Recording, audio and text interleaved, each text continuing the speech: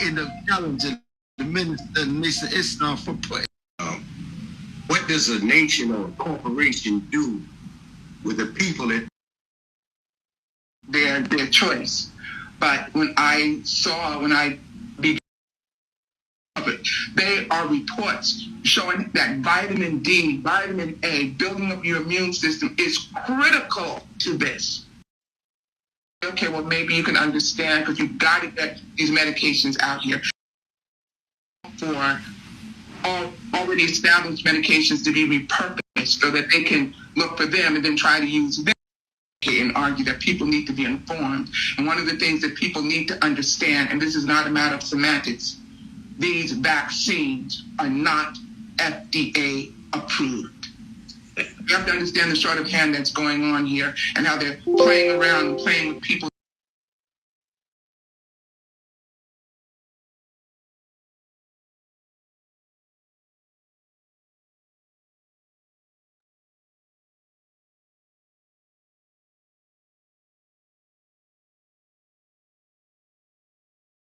What you want to do. I would strongly advocate and argue that people need to be informed. And one of the things that people need to understand, and this is not a matter of semantics, these vaccines are not FDA approved.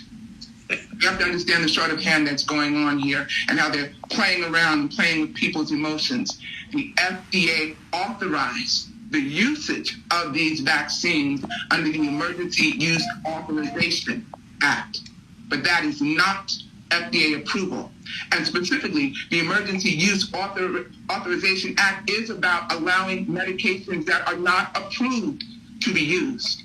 And it's supposed to be under the situation that you have a scenario where you have a disease that is so devastating and that there's nothing else anyone can do. There are no other alternatives. There's just nothing else that can be done. Or they can release it they can issue and make a call for already established medications to be repurposed so that they can look for them and then try to use them in terms of fighting a disease. Now, I'll just say this real quickly. One of the diseases that comes to my mind, one of the epidemics that comes to my mind is the AIDS epidemic, the AIDS pandemic. And I know that there's a whole lot of controversy about how it came into being, which I don't necessarily dispute that. But when it hit, it was devastating. When it hit, it just was. And we weren't hearing about recoveries. I remember living through that. And I think that they are exploiting the memories of people who lived through that period when you literally didn't have much that you knew about at all that could give somebody a fighting chance when it first hit. So under conditions like that, you could say, okay, well, maybe you can understand because you've got to get these medications out here. However, this is not that at all. There have been over 12 billion people who have recovered. There are reports showing that vitamin D, vitamin A, building up your immune system is critical to this. Critical. And there are things that the FDA has ignored. There are lesser medications that at least have a history of usage. This has none. And it's an experimental vaccine. It just is. That has never been used before. This technology has never been used before. So if it is not FDA approved, but they have authorized it to be used, that means that it is experimental and that the people who are taking it are studied. And they should at least be told that, but they're not. Thank you. Approved. You have to understand the sort of hand that's going on here and how they're playing around and playing with people's emotions. The FDA authorized the usage of these vaccines under the Emergency Use Authorization Act. But that is not FDA approval. And specifically, the Emergency Use Authorization Act is about allowing medications that are not approved to be used. And it's supposed to be under the situation that you have a scenario where you have a disease that is so devastating and that there's nothing else anyone can do. There are no other alternatives. There's just nothing else that can be done. Or they can release it they can issue and make a call for all already established medications to be repurposed so that they can look for them and then try to use them in terms of fighting a disease. Now, I'll just say this real quickly. One of the diseases that comes to my mind, one of the epidemics that comes to my mind is the AIDS epidemic, the AIDS pandemic. And I know that there's a whole lot of controversy about how it came into being, which I don't necessarily dispute that. But when it hit, it was devastating. When it hit, it just was. And we weren't hearing about recoveries. I remember living through that. And I think that they are exploiting the memories of people who lived through that period when you literally didn't have much that you knew about at all that could give somebody a fighting chance when it first hit. So under conditions like that, you could say, okay, maybe you can understand because you've got to get these medications out here. However, this is not that at all. There have been over 12 billion people who have recovered. There are reports showing that vitamin D, vitamin A, building up your immune system is critical to this. Critical. And there are things that the FDA has ignored. There are lesser medications that at least have a...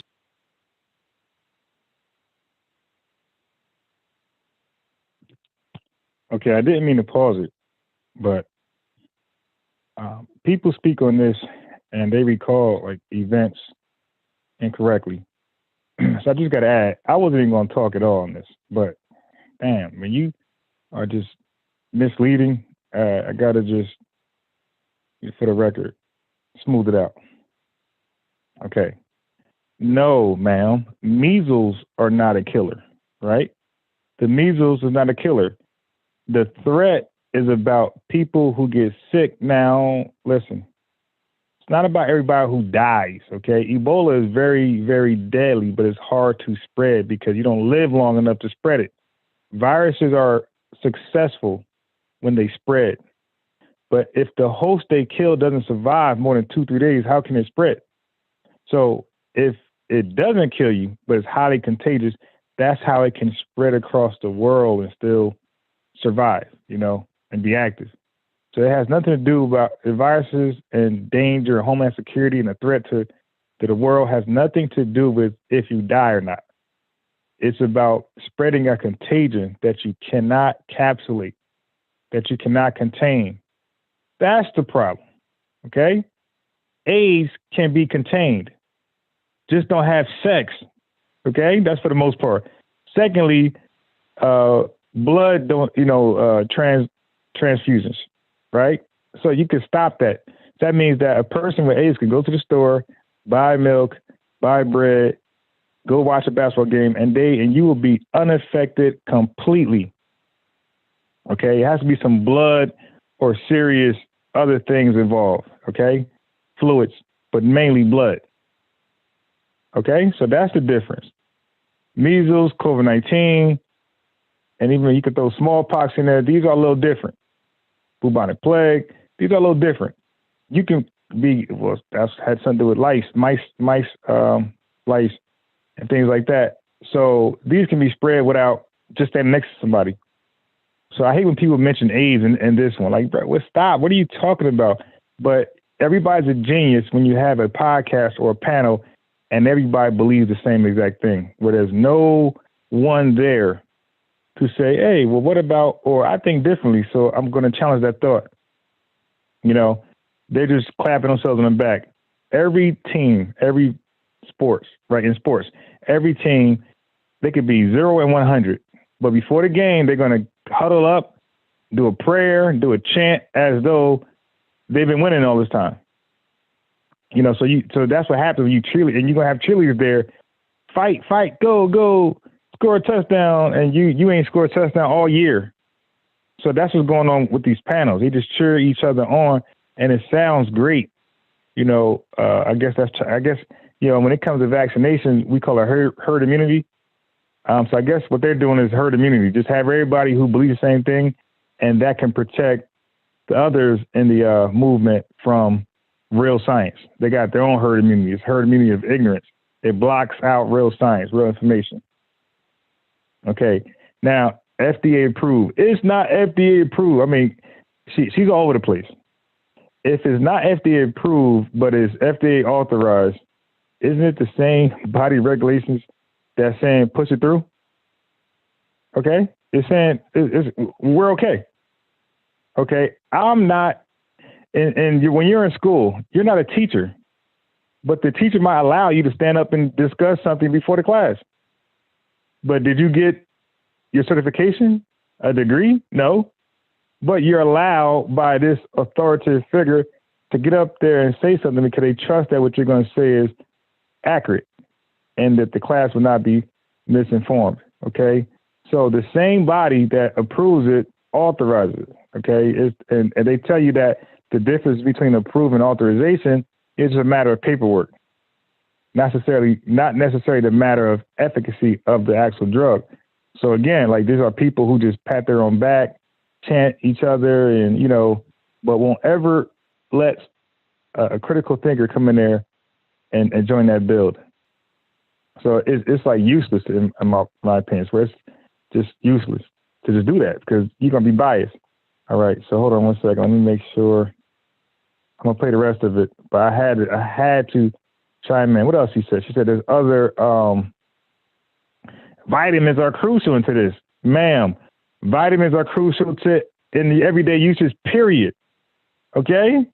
What's wrong with you? Now, look, by the way, look at the screen right here. Here are your vitamins. You dig? We know this. So why do people act like vitamins are being held like secretly all of a sudden? Yeah, don't talk about vitamins. No, vitamins always can help you in all things, okay? Not just against viruses and things like that, but all things. You want to gain muscle mass or energy. Vitamins are important. But vitamins itself will not stop a damn pandemic, okay? Vitamins themselves will not stop bacterial infection. It will not stop all these different things, So it can definitely help, but there's a lot of things. It's a spectrum of things that's going to help. A vaccine by itself, vaccine needs you to have a functional operating immune system. If you have an underlying condition, a vaccine can't do much for you, especially the old school vaccine. You're done. So then her other point was it's all about this new technology, RNA. Well, sis, if you got a problem with new technology, the RNA, just wait until a little later this year when AstraZeneca comes out with theirs. All right. It's the old school way, ma'am. There's nothing new about this one. Okay. So the fact is that she doesn't care if it's old or new. She's going to be anti-vaccines, period. All right. They always been anti-vaccines, So I don't like the dishonesty, acting like it's the new technology that concerns you. It's the fact that it's EUA pushed through that concerns you. Stop it. You have a problem with vaccines and all together. And if we check their medical records, we know that they've been vaccinated, but we check their children's medical records, you'll be surprised, or maybe you won't, that all of their children are vaccinated. They don't have some separate school where their children are going to these schools and their education or their books are on par with, the average school in their neighborhood. Stop it. Like, who really has time to sit down and teach people effectively? Like, what do you do for a living that you have time to do that? That's why you have teachers who get paid for a living to do that. That's why it's easier for them. But teachers don't just volunteer their time to teach all year out to just teach. No, you got to pay bills. You need an incentive to keep going and be motivated and not tired. Okay, and not wanting to call out. Think about it. People, we be thinking about calling out, although we getting paid to not call out. You dig? To go to work. So imagine if you're not getting. I mean, you're still thinking about calling out. Imagine if you're not getting paid at all. You know how easy it's going to be to call out now. Not getting paid. There's no incentive. Let's don't go. So all of her arguments are weak, and she's going to keep going. They're all weak. And when you don't have somebody at that table, again, everybody's just a cheerleader and everybody's just a genius. Now, I didn't mean to even come out. I was trying to just pause it. So I'm going to go back in.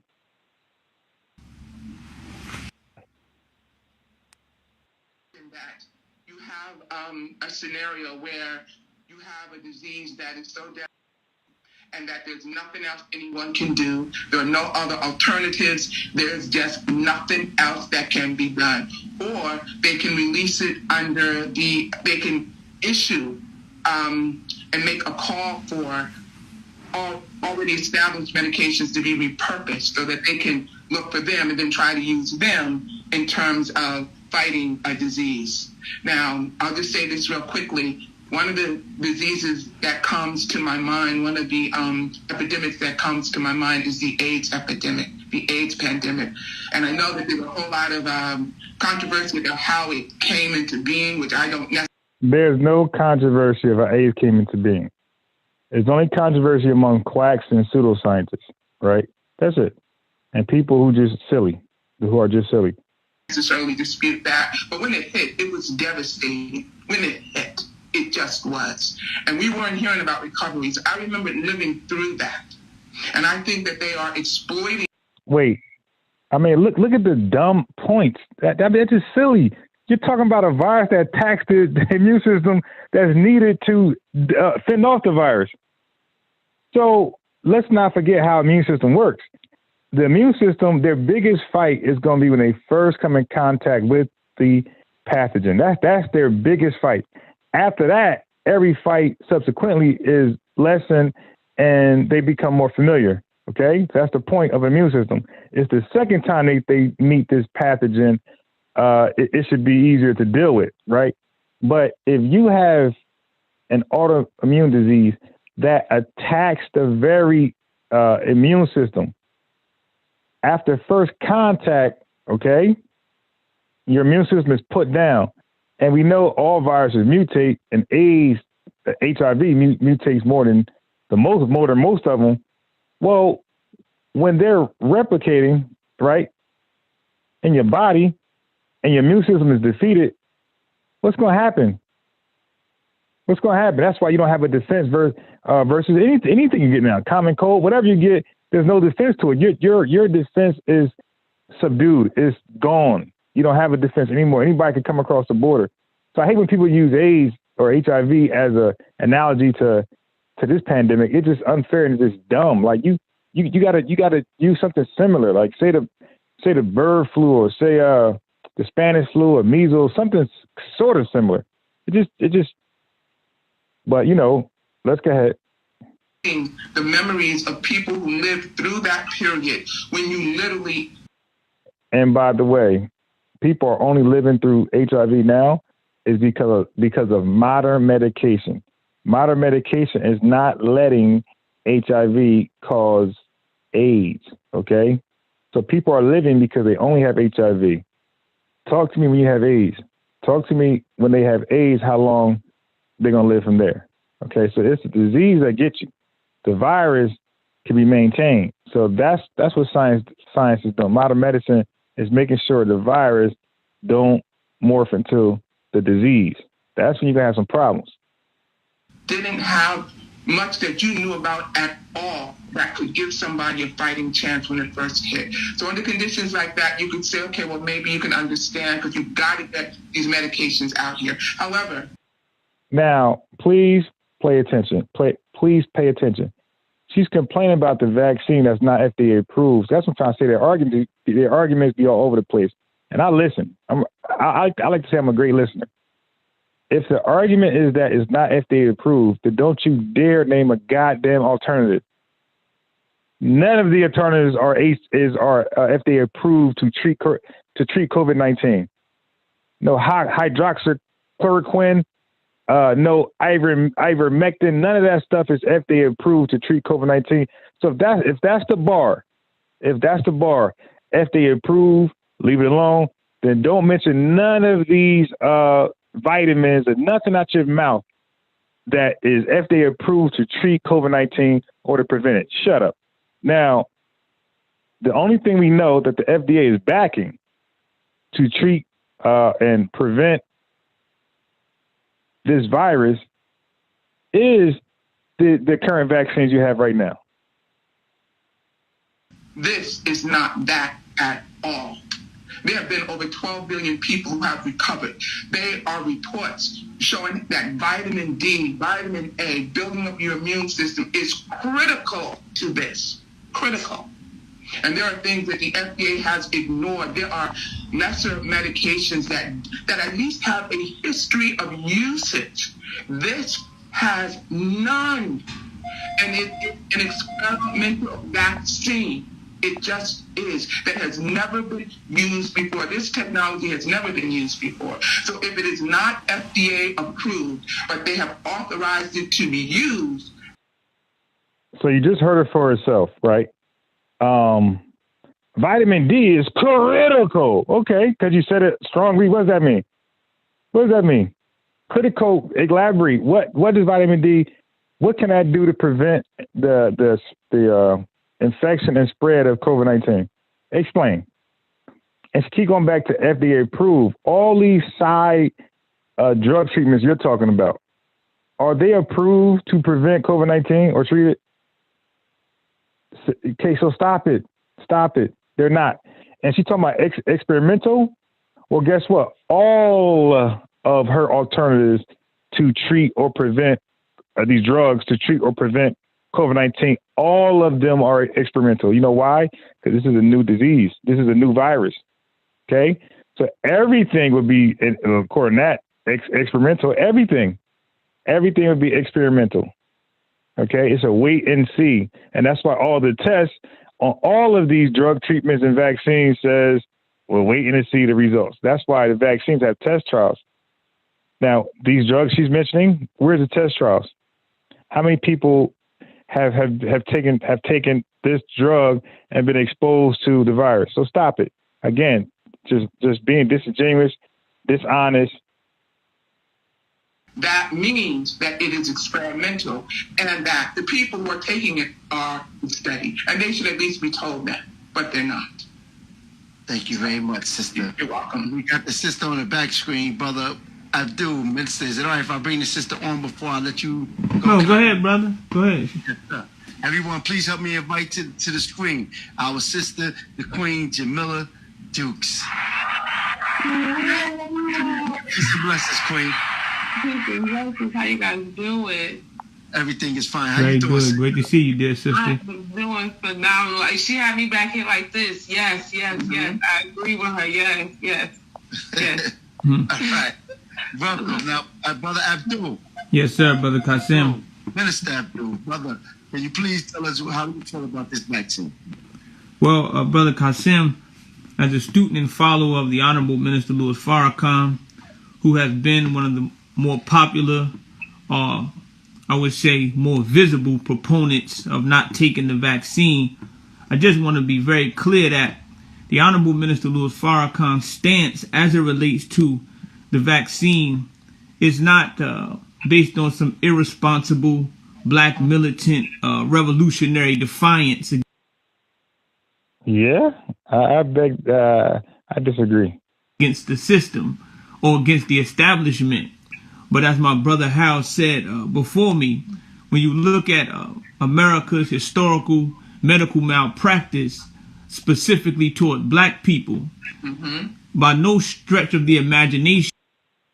And don't forget to mention a lot of these things you're talking about, these dark horror stories about the medical industry. This is all pre-integration. So most of it is pre-integration. So what would you expect if they can Jim Crow you, black law you, and these other things? Why this a big surprise? Now, but if that's your premise, then just throw away everything involved in the medicine industry. Throw away everything. But okay, everything for pharmaceuticals. But then a man would go out there and buy a cup of coffee, but that's manufactured by these same pharmaceutical companies, right? And then they'll go out there and buy some juice that depends on these pharmaceutical companies to put it together. The same people who are putting together vaccines. Are we justifiable reliant on the information that they give us relative to vaccines or really anything else? So because of the medical malpractice in their history, then we are justified to warn our people and to be very suspicious very hesitant and to just outright refuse to take the vaccine. Take the vaccine, but you'll go ahead and put lotion on your face, though. But you'll go ahead and put lip balm, and I see your hair look kind of shiny, but you'll put something in your head, too, right? So if we're justified in being skeptics, right, and outright refusing things, why does it always start in with a vaccine? How about the Tylenols you put in your mouth? How about when a minister had prostate cancer, or, yeah, I think it was prostate or colon, one of those cancers, where did he go? Did he go take, did he go ahead and eat fruits and berries? Or did he mess with modern science? So what happened to his fear, right? What happened to his phobia about the medical industry and the hospitals and the doctors?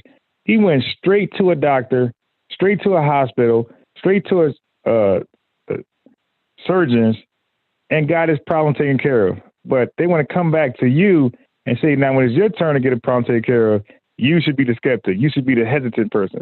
Stop it. And the Honorable Minister Louis Farrakhan has said that if they attempt to force this vaccine on us and our community, particularly, that it will be an act of war. Now, here go that tough talk again. Now, we heard this before with the whole justice or else. If y'all attempt to force it on this act of war, like it's always this tough talk, but there's never a history of these people warring with the people that they believe are the enemies or the oppressors. There's never a history of them going back and forth. But you got these wild right-wing folks that live what they talk. They go storm the Capitol. They're armed, and so when they talk that war stuff, they're taking it serious because they have a history, of being violent against the government and public officials. But when this group right here talks that, it sounds good. Come on, man, it sounds good. So again, my sister, my brother, yourself, I think it's very clear, that we are in imminent danger as it relates to this vaccine and the propaganda that's being rolled out. I don't think it's just an issue of science, but more so morals and ethics. And as Dr. King said, that our scientific power has outrun our spiritual power. So he said we have. Oh, so that's what it comes down to. So it had nothing to do with the science, right? It just, just your religious freedom? Like, come on, man. Guided missiles and misguided men. And I think that's kind of what we're dealing with by large in part. Sister Jamila, welcome. Yes. Sister, let me ask you, how do you feel? Yeah, right, Mongo. These guys play with words. Like, these are the same guys that say hypocrite. That means hippo as in hippopotamus, large, and crit as in critic. So that just simply means you're a large critic. Lies buried. That's what the lies are buried. Like that. That's what they did. That's what these guys do. The little word game. Come on. Like you said. So my point is, they're gonna force you to take it. No, mandated and forced are two different things. Okay. And I don't know why we keep having to go this. You're mandated to go through a metal detector when you want to go to certain places. You're not forced to. You can just not go in that building or that area. You can go to that plane. You can drive your car. Okay? It's just that's part of the that's the mandate. You must go through this metal detector before you can get on that plane or get on board, whatever it is, or get to the other side. That's just it. So are you against when people come from other countries and they go through I forgot what it's called, but I just woke up. But you get what I'm saying? Like, you have to check in before you can cross the line from Mexico to America. You got to check in, make sure your credentials are, that's mandated. Why are we mandated to prove we got visas and passports and all this other stuff? Stop it. It's just silly. Not in detail. We're not going to go into whole till later because me and you spoke. Just give us a briefing about how do you feel about the vaccine. I don't trust it at all. I just don't believe that it has enough research done to it. And I'm not RNA. Okay, so you hear this? I'm not RNA. I mean, she is uneducated. So somebody on this panel should at least educated her what this vaccine is before you say you're not with it. I mean, that's just being clever. But again, people claim they're critical thinkers, but they're actually not. They're not critical thinkers. Well, let me know as much as possible. Can somebody please tell me what this vaccine is and how's it different from the old ones? So before I say I don't mess with it, I don't trust it, I need to at least know that. How is it different? Why is it supposed to be better? Why was it pushed faster? What's going on? Somebody inform me. Nope. She just gives an opinion off her own unclear mind, right? She has her own misunderstanding. She's going to give you a conclusive answer to yes or no, whether she'll mess with it or not.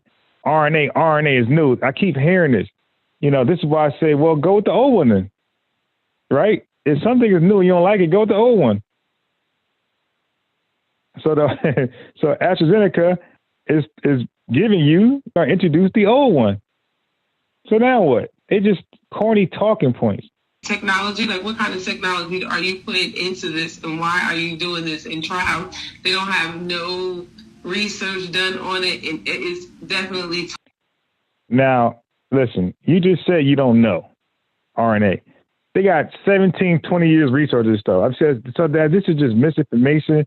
It just lies. It's fear mongering. And you just said you don't know, and now you know everything. Targeted to, for me, I'm just saying depopulate the world. It's like more than just a black and white thing. For me, I think this is a humanity thing, and it is something that's going on globally. It's a humanity thing, but only your people are the only ones against it, right? As though like there's a global protest against vaccines. It just quacks. Quacks are the only ones who are concerned, skeptic, hesitant. That's all. The rest of the world embraces it, right? They have different vaccines from different companies and different countries all over the world embracing vaccines. All right. So that's just your crazy claim. That's your crazy concern. It needs to be addressed immediately because they're using humanity as test dummies. One of the things that I find around somebody, could you check and see if you have any type of instruments in the background? Because I have like a little echo type. No, that's called a seatbelt, man. They took their seatbelt off. Thing going on. We'll get past it, though. Everything always happens when it comes to this type of information that's being disseminated, right? Something will happen, but we're going to stay on the court. My thing with the vaccine. Wait, something will happen? What are you talking about? She took her seatbelt off. Like, these guys get spooky. Hey, yo, who's tapping on my window? That's your grandmother, bruh. Come to the car and get the groceries. That's Illuminati. Yeah, come on with this fear-mongering stuff.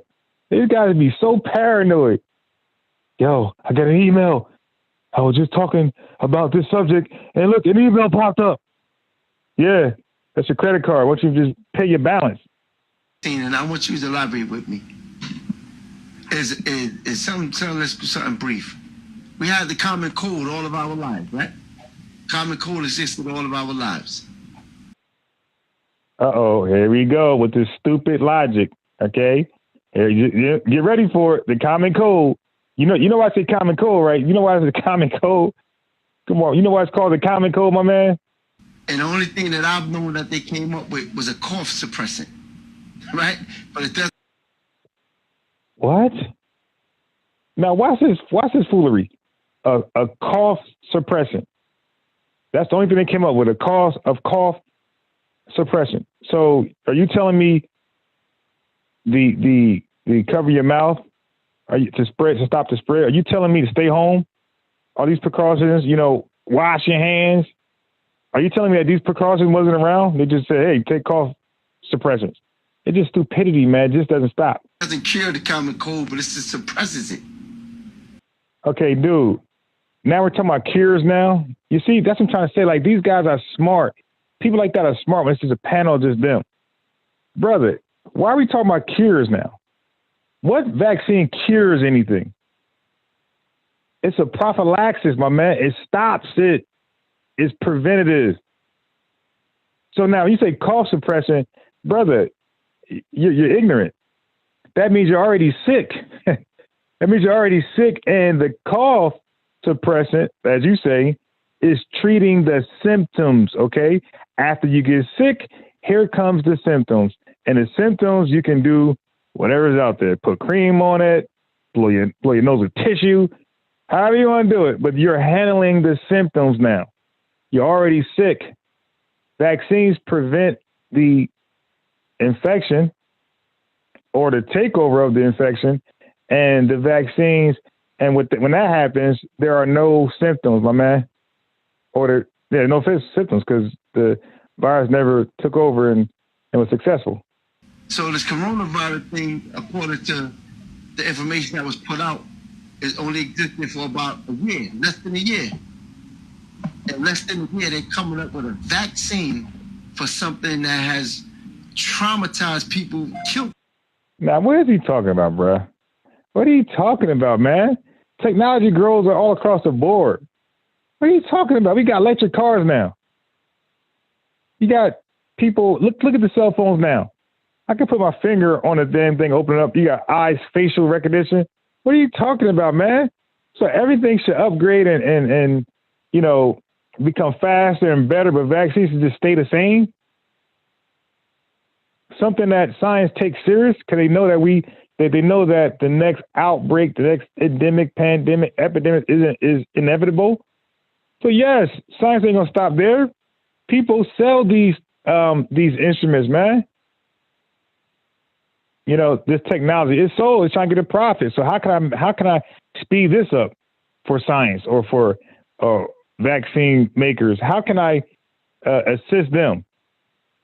Well, let me go ahead and try to make something where it speeds up the process. Just silly. People, within a matter of a couple of months, they come up with a vaccine, and some people in the medical field, they're pushing on them, and they're being told that if they don't take it, they will lose their jobs. Brother Harold, talk to me, brother. Anything that's imposed upon or opposed upon a people against their will is an act of war. It's an act of control, domination. Okay.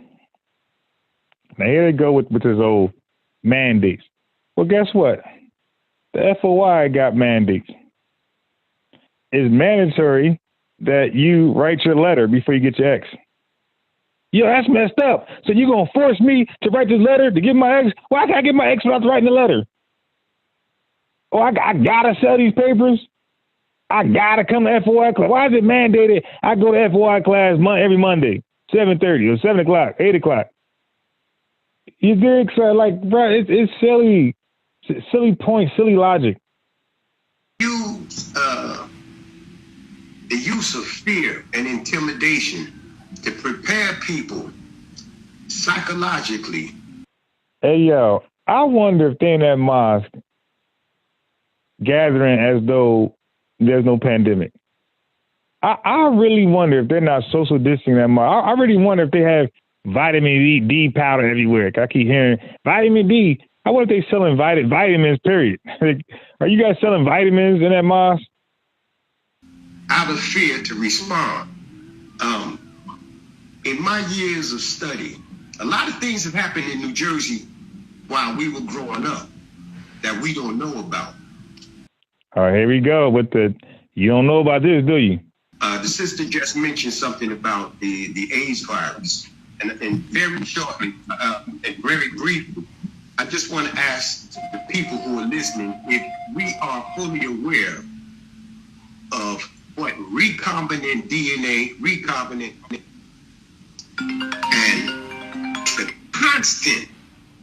A phone rang. See, he was right. Every time they start to build, a distraction happened. Trying to stop the messages going out. But yo, it's your own distractions, my man. The phone should have been on silent before the bill started. Shit. Oh my God, I didn't mean to do that. I meant to press play. I'll get it back. Oh my God, these guys read these damn conspiracy theories. Somebody, could you check and see if you have any type of instrument globally? Psychologically, out of fear to respond. In my years of study, a lot of things have happened in New Jersey while we were growing up that we don't know about. The sister just mentioned something about the AIDS virus, and very shortly and very briefly, I just want to ask the people who are listening if we are fully aware of what recombinant DNA, and the constant imposing of the idea that this thing is mutating is insane. If anybody knows anything about mutations. He's about to educate us. He about to show off how he knows about mutations. Go ahead, my brother. Mutations are caused as a result of extremes in nature, extreme and rapid weather conditions, or radiation, or interference at the hand of mankind. All right, this guy just made all that stuff up. Bro, what mutates more than a virus? That's what viruses are known to do, just mutate. What is this guy talking about? Notice I didn't say humanity, I said mankind. And I'm sure. Oh boy, here we go. Now it's funny because they take pictures with Brian Hooker, the white bioengineer, whatever he was. They take pictures with Robert John F. K. Jr., the other white guy, the lawyer, whatever. So then they join hands with Scientology, white folks. But then they'll come back and say a statement like that. This is why they keep getting in trouble. And then they'll come back and say a racist statement like that. Now, notice I ain't say humanity. I said mankind. So he's trying to separate how he's saying mankind is white folks, humanity is everybody else. But then they'll take pictures with these guys, and it's just funny. This guy's funny, man. Like, yo, are you true friends with these people? Robert J. F. Kennedy Jr., Brian Hooker, these white folks, Scientologists. Are you true friends or you're not? Because then you go behind their back and say how white folks trying to destroy you. And you're not saying, except for you guys, you're saying it. Your brother minister, you know exactly what I'm talking about. Yes, sir. Nah, we don't know what you're talking about. Go ahead and just finish, man. I tried to order somebody, I would just say somebody, I misplaced my book, The Secret Relationship Between Blacks and Jews. Do you know how much that book costs now? In order to keep our people in a state of ignorance, they jacked the price of that book up to over almost $2,000. I wonder who's charging that price. What is this guy talking about? He say misplaced. Well, first of all, you stop being irresponsible and put your books. You see my man in the back of you? You think he's going to misplace a book? You see how he neatly organized and neatly placed up, you put up somewhere where he ain't going to lose one? Maybe you organize your house, you won't lose a book. This guy bought the book for the Nation of Islam, their website, or one of their bookstores, and then he says they didn't jack the price. Bro, that's, what are you talking about, bro? That's not, who jacked the price? Was it on eBay? They got the right to charge you because they knew somebody like you was going to replace your book or misplace your book, lose it, and they knew they got you. So now some brother of yours went on eBay and he wants $2,000 for that book. So now you either want it or you don't. But what that got to do with the American government? Wow. So information is here, but what happened is that the mastermind, the master deceiver, has learned From what I know, that book was debunked anyway. his ways of keeping information from people. I'll get back to that RNA and AIDS thing in a minute because I want to hear what the rest of these. I love these people I'm listening to. Yeah, he said $2,000. Hey, Afro Asiatic, you said it's a good book. Will you pay $2,000 for it? Yeah, my man said, "Yo, listen, this is why it's hard to take them serious." He's saying a book they produce, the Nation of Islam. I think they published that book and produced it and make profit off it. He's complaining about the prices jacked up to $2,000, and he refused to look at his own organization for that price. He wants to blame the government for why the Nation of Islam charges now $2,000 for that book. May I just say something? And I want to say that because Brother Abdul Haq, he mentioned also a very important point. And a lot of things that people are saying, you know, in terms of the experimentation and the ruthlessness that this colonialist medical system has been to our people, is very, very valid. And I definitely believe in that as well. But I know we don't have a lot of time sometimes to just focus on some of the other things pertaining to, like, you know, the science and some very detailed things that, I mean, people might want to ignore it, but it's right there. And it comes from what the World Health Organization says and the FDA. But be clear, I'm a student of the Black liberation struggle, and I believe in Black community control over every aspect of our lives. Then go do it. Stop believing it and go do it. I'm tired of this Black folks, I believe, go do it. Who's stopping you? Go do it. Go control every aspect of your life. Go and make sure you produce your own food, you sew your own clothes, all that stuff you're talking about, go do it.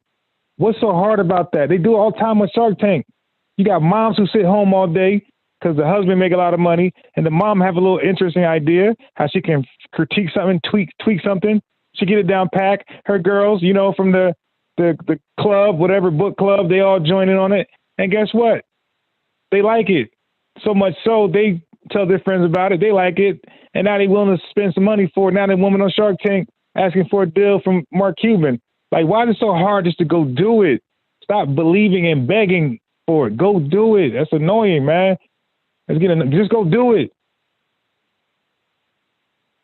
Although I'm not necessarily here representing any organization tonight, but one of the organizations that I do work with is the Black Coalition for Social Justice, Peace, and Reparations. And I want to be very clear about saying this, very clear, that we have the right. Hey, Afro-Asiatic, then who is charging $2,000 for that book? Hey, Afro, because you got to be disingenuous. I come on here. Afro, is it somebody's personal right to sell anything they own for anything they want? The chat, is it your right to sell any personal item of yours in your home for any price you want? Right? Mimi, you can take Revolutionary Me. You can take your brush and your home, your comb. You can carve your initials in it and go on eBay and say, I want $2,000. Somebody can't say that's the only brush around. Those brushes are obsolete. They're done selling them. Oh my God, she's with the Illuminati. She wants $2,000 for her brush. Well, silly talking points. Afro, who is selling that book for $2,000? Please tell me, because he's acting like you know what he was trying to say.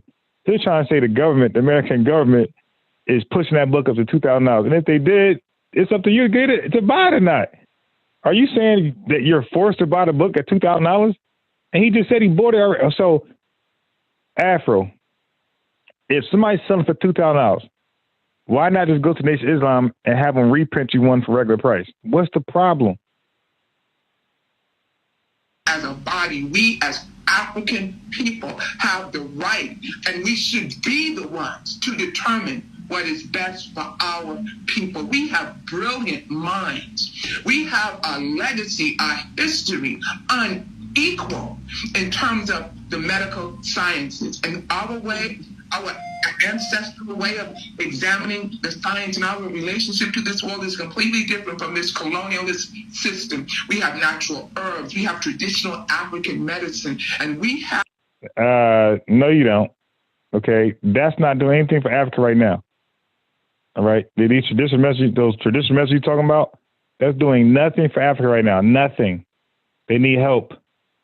You know what brought malaria to zero? I think in Australia it was. You know what brought malaria cases to zero? It wasn't no African traditional medicine. It was bed nets by Bill Gates and other forms of drug treatment. Vaccines and things like that got malaria to damn near zero. So again, I keep hearing this African medicine thing. And if that's the case, then y'all should make a lot of money.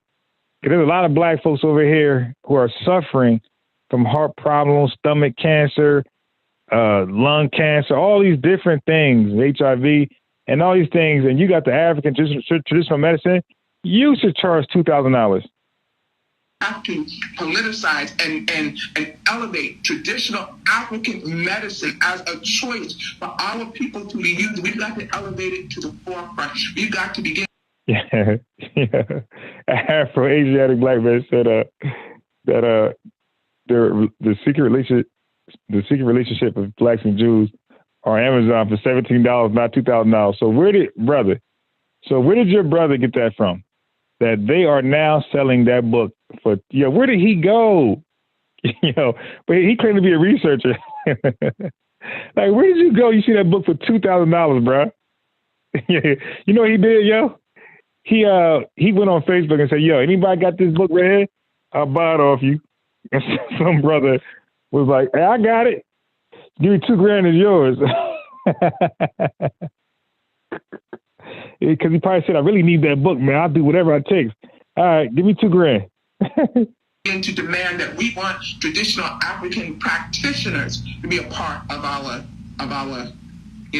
medical protocol with whatever we do. I know that's one of the things that China did. And China, just to say this real quickly.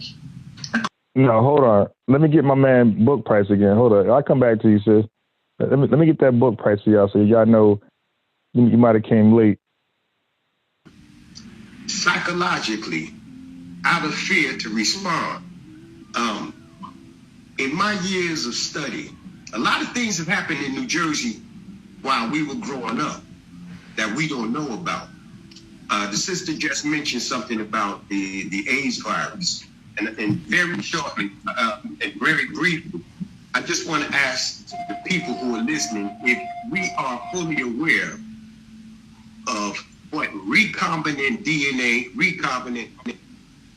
and the constant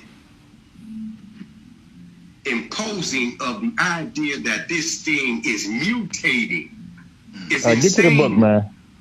If anybody knows anything about mutation, attempt to force this vaccine on us. Let's get to that book. I just don't believe that it has enough research done to it, and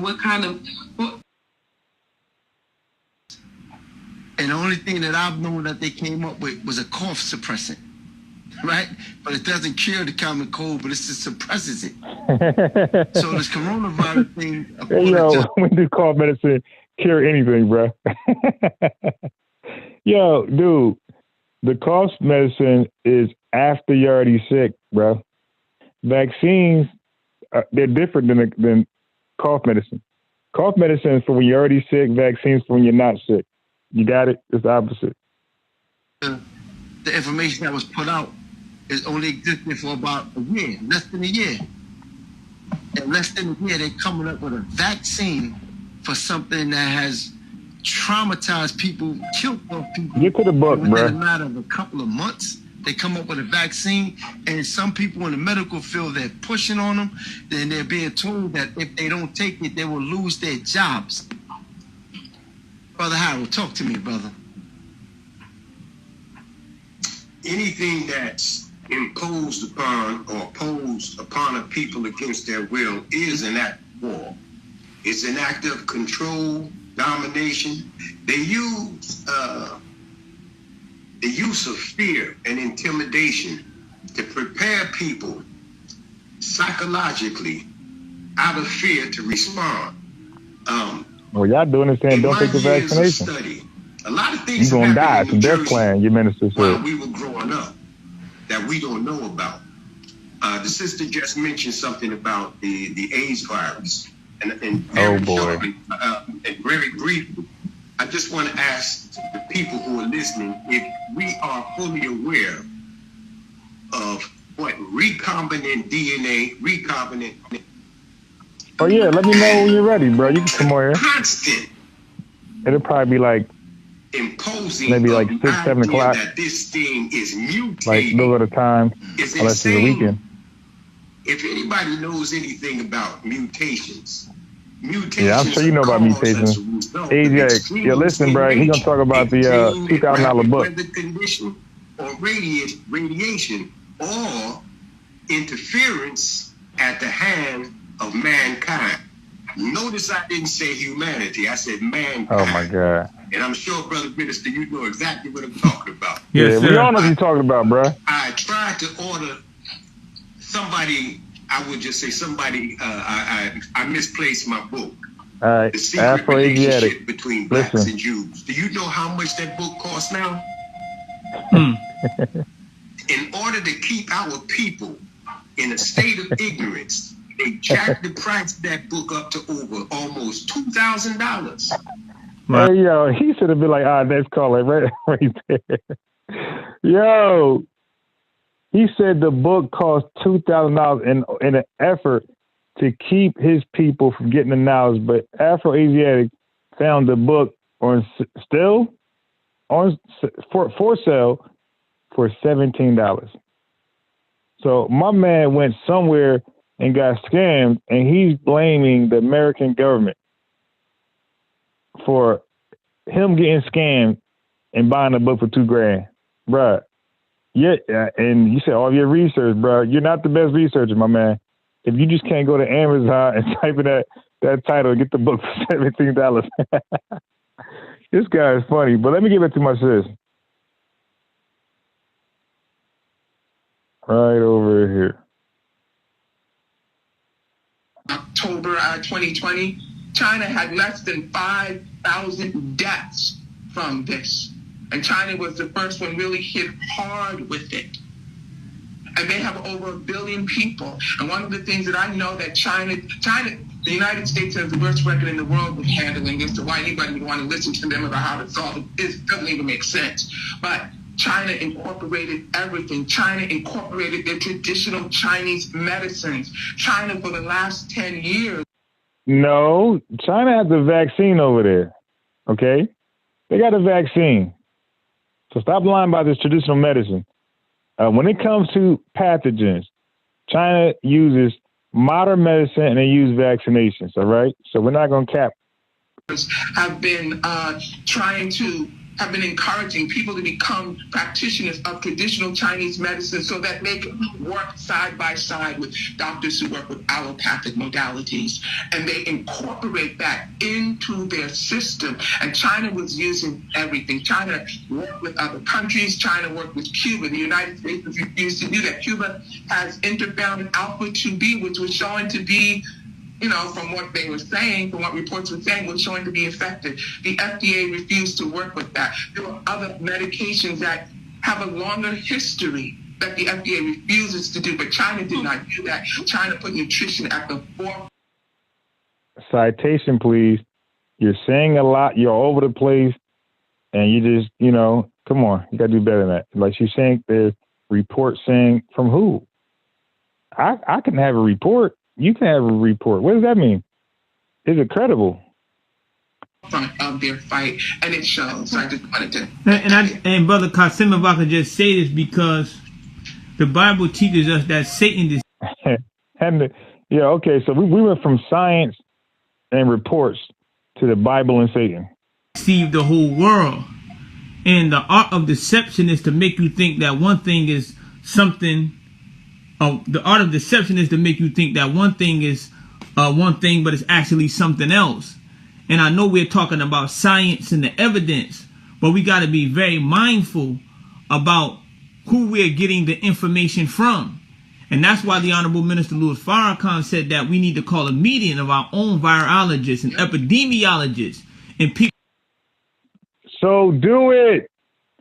Call a meeting with your own epidemiologists, virologists, and everybody else, and talk about vaccines and viruses. Go ahead. But you don't have any. You don't have any epidemiologists and virologists and people like that to talk about this in your nation, in your community, in your organization, right? You don't have them. So because you don't have them, you got to defer to the experts. Okay? So I get it. This is a 20-year plan, right? You guys are going to produce epidemiologists, virologists, and all type of different scientists, and you're going to talk about vaccines and viruses. No problem. Go ahead and do that. But right now, so they're always going to do something. When are you going to just go do it? It's always futuristic. People that we can trust and people that we can hold accountable. Because, again, I don't see it as just being an issue of science or an issue of data. But it's more so an issue of morals and an issue of ethics. It's an issue of character. And when you talk about evidence as a people, we are the empirical evidence of this Caucasian and the white man's willingness to experiment on us as a people. So the white man. So is Brian Hooker and John F. K. Jr. experimenting y'all with that pseudoscience? Seeing how many black folks they can fool and get on their side? Is that also an experimentation? Again, we have to be very mindful when we're talking about science and we're talking about data. It is deeper than that. And our mistrust has merit and it has weight. And I hear a lot of people acting as if our distrust or our mistrust of the medical establishment is irrational. No, we're saying that you pick and choose when you want to use your distrust to refuse something. You guys take Tylenol, perks, and everything else, pain medication, everything. Your minister was just in the hospital some years ago for either prostate cancer or colon cancer, I think prostate. You best believe he was trustful of modern science then, modern medicine then, all right? So stop it. Because white psychologists say that us as a people. So white psychologists said, not the Hispanic ones, the Indian, Native American, African, Jamaican, Hispanic, just white psychologists. Got it. Meaning black people, we suffer from what they call delusion of persecution. They say that we are unjustifiably paranoid because what has happened. That sounds about right. Listening to you guys. To us. Yeah, we are paranoid, but again, our paranoia is of valid merit, you understand? And it's reasonable. So again, we have to. Afro-Asiatic says America got plenty of virologists and epidemiologists. I'm glad you took the bait, Afro-Asiatic. And what are they saying? They're saying go get the vaccine, all right? Go get vaccinated. That's what they're saying, all right? They're not saying we need to come together and just talk about this amongst ourselves. No, they're saying go get vaccinated. Matter of fact, one of the founding scientists who helped discover the COVID-19 vaccine was a black woman. See? So they're your scientists. They're on board with modern technology, modern medicine. To be very mindful of the language that's being used when people are trying to label us and categorize us. You understand? And deem us as if we are just irrationally afraid, unjustifiably afraid. Oh my God. And every day we see information coming out from Dr. Fauci himself. Scientists are questioning, you understand, how effective this vaccine is. So I know a lot of people want to discredit those of the Black Liberation Movement because maybe we don't have all of the degrees, the scientific degrees. I think you should do that. I think if you would be taken serious, I think you should do what you just talked about. We need to get our own virologists and epidemiologists. But guess what? They got degrees, my man. Now, you didn't say we should all get out there in spite of being virologists and epidemiologists. Let's just get out there and come to terms of what's best for us and what a virus is and vaccine. You said we need to go. You specifically asked for virologists and epidemiologists. They got degrees, my man. They got a lot of degrees. You went high. You went there. Now, all of a sudden, it doesn't matter anymore. Anybody can go out there and talk about vaccines and viruses. Continue. So they think that disqualifies us to speak. But hell, it's deeper than degrees. Again, it's about the empirical evidence that we as a people have seen and we have felt and experienced. Our phobia of going to the doctor or the hospital, it didn't just happen. And that's why Sister Harriet Washington wrote the book called Medical Apartheid. Okay, what about the book? I got it. What about it? They always throw that book out there like that's okay. What about it? To let us know this white man's history as it relates to black people specifically in America. Actually, the book also was getting on how white folks were mistreated as well. So it wasn't a book of just black folks. The book was about the medical industry, period. Not being transparent, not being truthful with certain test trials and things like that, or just being very aggressive on how they inoculated certain people. The book was talking about things like that. And again, it was more than, it wasn't a book just for black folks, my man. It was about the dark history of the medical industry. So it wasn't black or white, just the medical industry. So I wanted to say that for all of the brothers and sisters who are watching this and they're judging us based on if we have letters behind our name. Sister. But you do got letters behind your name. Your name is X. That's a letter. Malcolm X. Charles 3X. You do got letters behind your name. What are you talking about? Sister Jamila. And I'm gonna get to you, Sister Lisa, because I want you to come out with the talk about the FDA, what we talked about last night. Mm-hmm. Sister Jamila, you and I talked earlier pertaining to China, and the brothers and sisters spoke upon it, right? Right. Sister Jamila, give us what we say your spill on when we talked about China and China buying up all this. All right. So they talked about last night.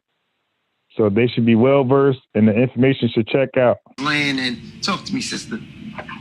China is definitely like going around America buying up a whole bunch of land. Okay, China's buying up land. You just said the black liberation. What are you guys buying up? You're bragging about, you're cheerleading other people's efforts and dominating, controlling, right? Ownership. What are you buying up? What have you guys bought up? China's buying land in Jamaica and the Bahamas. Wait, didn't China just kick all those Africans out? Like, how is China the damn, how is China paradise now? You guys are just complaining, boycotting Chinese stores. As a matter of fact, don't Chinese women beat up your sisters in these stores? I mean, it's just crazy. You guys were just boycotting China products in May. They were just kicking Africans out. They said the China government isolated Africans because they said that they were responsible for the pandemic in China. Or at that point, yeah, you can say pandemic, the epidemic in China. They said Africans was bringing COVID-19 there, SARS-CoV-2, the virus. That's what China said. In their papers, they said, all right, so we're gonna quarantine these Africans. When they was, because it was coming back in the country, but they had way more Chinese people coming back to the country. That means you had way more, like 50-1 Chinese person come back to the country to an African, but they blamed the Africans for the epidemic, now pandemic. Stop it. But China right now is the example. Their government is doing what you said this government was doing, right? Victimizing you, isolating you, secluding you, and blaming you for this pandemic. And the Dominican Republic, and they are buying land in the middle of the country. Like, what are they doing with this land, and why are we not paying attention to what's really, really going on? Like, it is, like she said, China has billions of people, but yet they only have a small amount of deaths. Why is our numbers not like that? Why are they in our country like that? First of all, they're too close.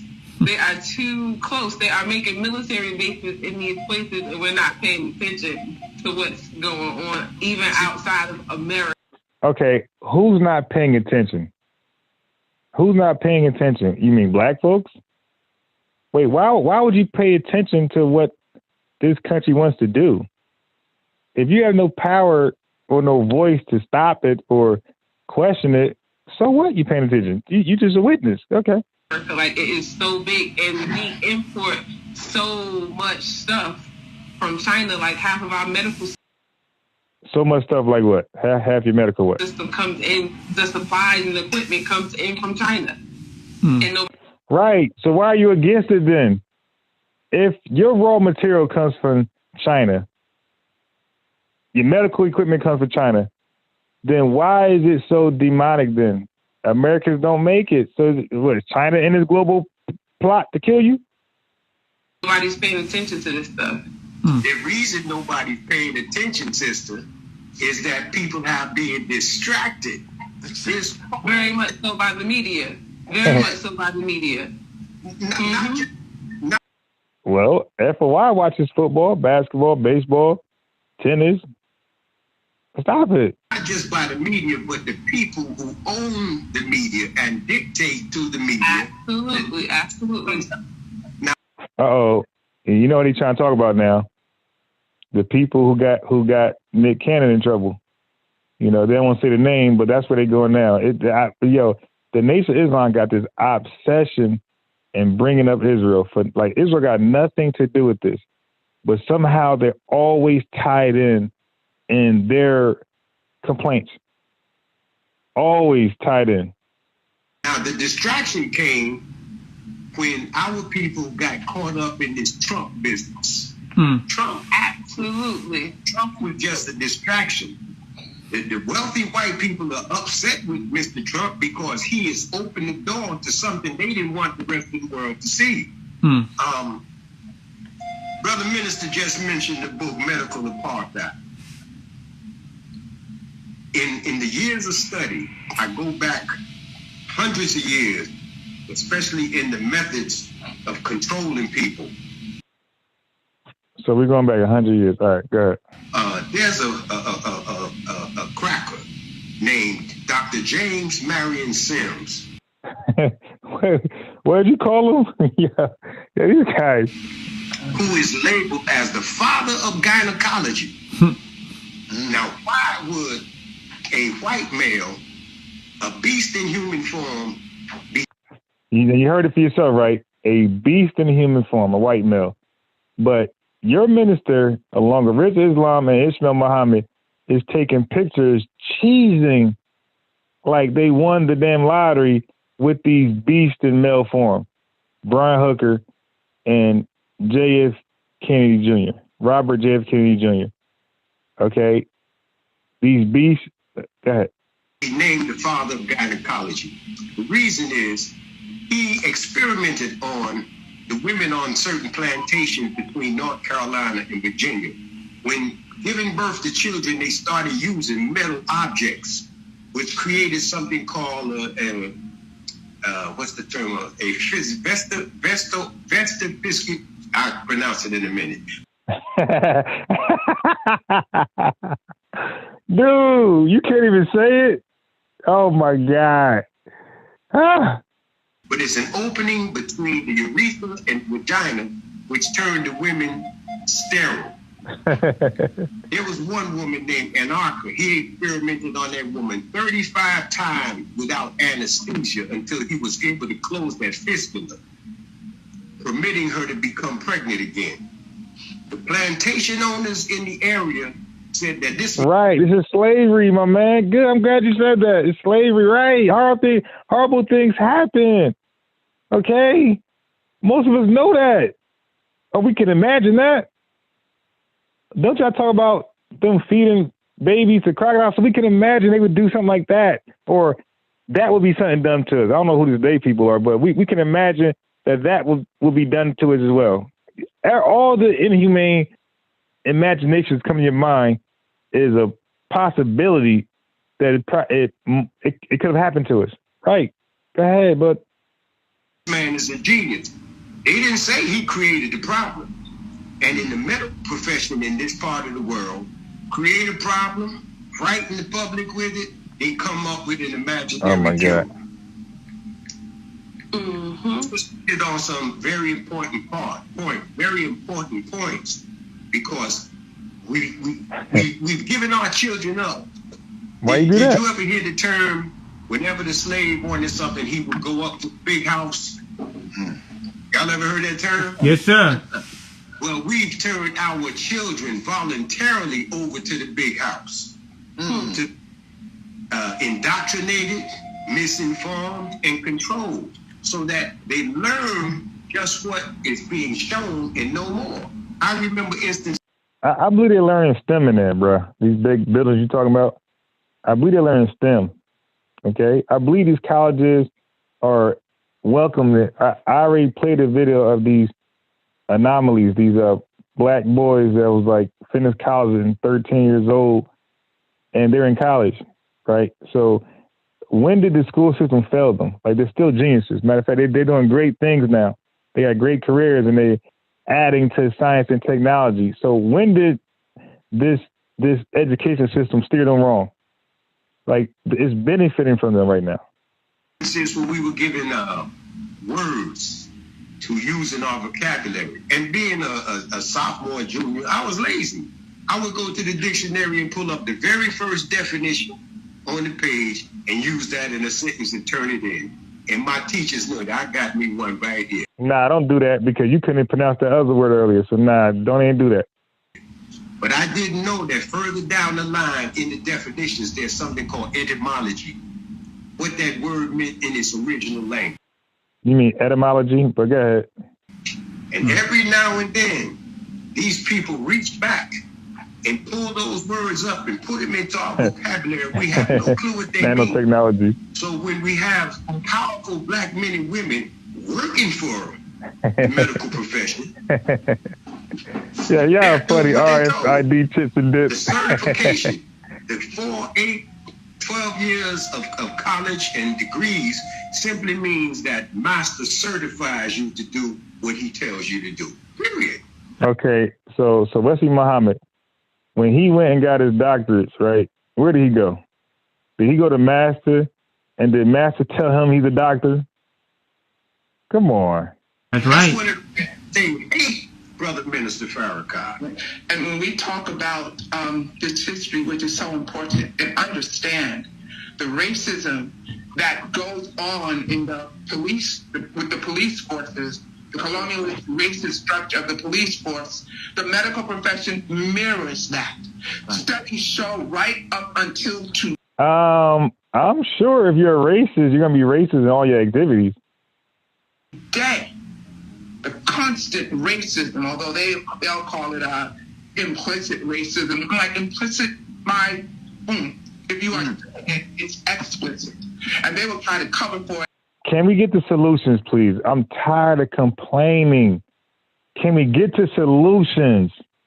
Okay, we got 20 minutes left.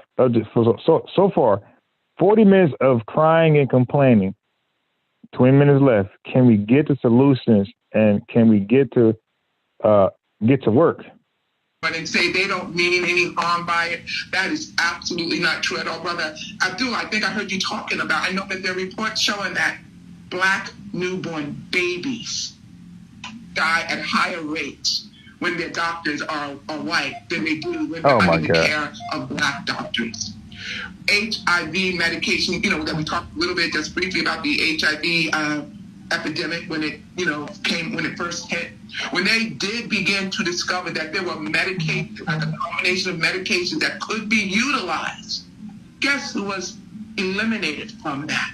Black people, because these doctors just made these judgments about us. Black citations, please. All these claims, and there's no articles. It's just heavy, spooky claims. Black women, the mortality rate for black women, when the maternity mortality rate, the maternal mortality rate for black women is higher than it is for white women. These things just don't happen. They are socially engineered to happen. And I will tell anybody that we know that in education we have an issue with racism and colonialism. We know that with the police. In fact, we know whenever we're pulled over by the... So now this is what I don't get. Okay, and then we'll hear some time in this conversation that we eat poorly. Yeah, we got all these horrible restaurants flooding the communities, bodegas, poor, sour, expired meat. So we'll say all that. So then I'll say, okay, since we eat horribly because it's in our neighborhoods, none of that factors into these deaths you're talking about or the sickness. That doesn't matter. I see a lot of us carrying on the ways everybody else is doing, drinking, smoking, doing everything everybody else does in this country. So you don't think that that's going to skew the numbers a little bit? The police, if somebody has to go to court, we automatically know we got to get behind them. We automatically know that. And yet this same system that gave birth to the system of policing, to the judges, to enslavement, to this whole system called America, also gave birth to the medical system. And And if I could just add also, Brother Qasim, you know, King Leopold of Belgium once said, reportedly, teach the niggas to forget their heroes and adore only ours. So, brother, what are you talking about?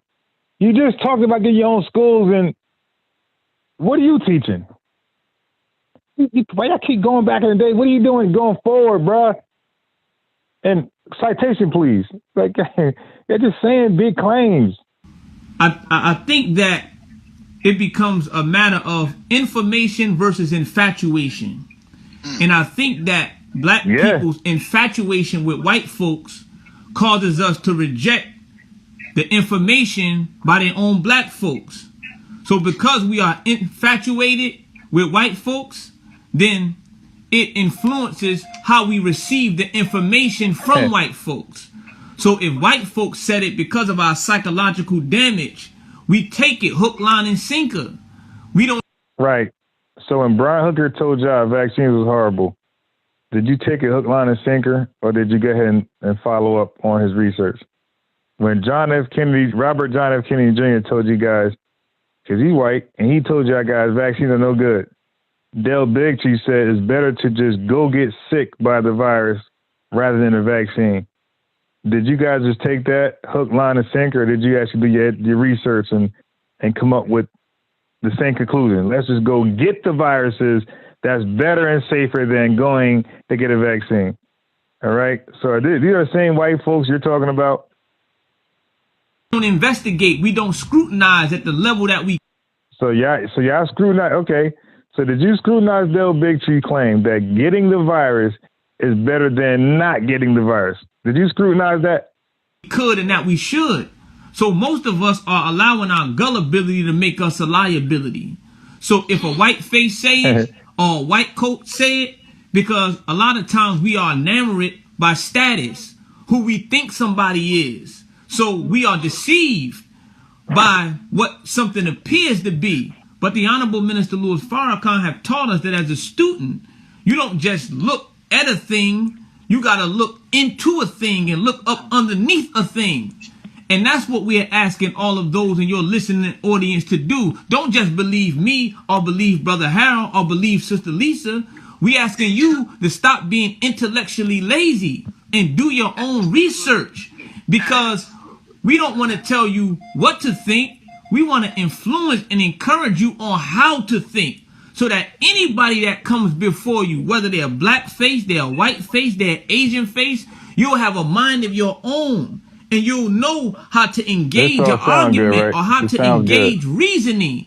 Because for too long we have been like sheep, the Honorable Elijah Muhammad said, easy to lead in the wrong direction, but hard to lead into the right direction. So again, we just want our people to be more diligent, to exercise a greater standard of care, particularly when it comes to our health. But we have the history of the medical establishment in this country, and it has always been adverse and opposed to those of a darker hue.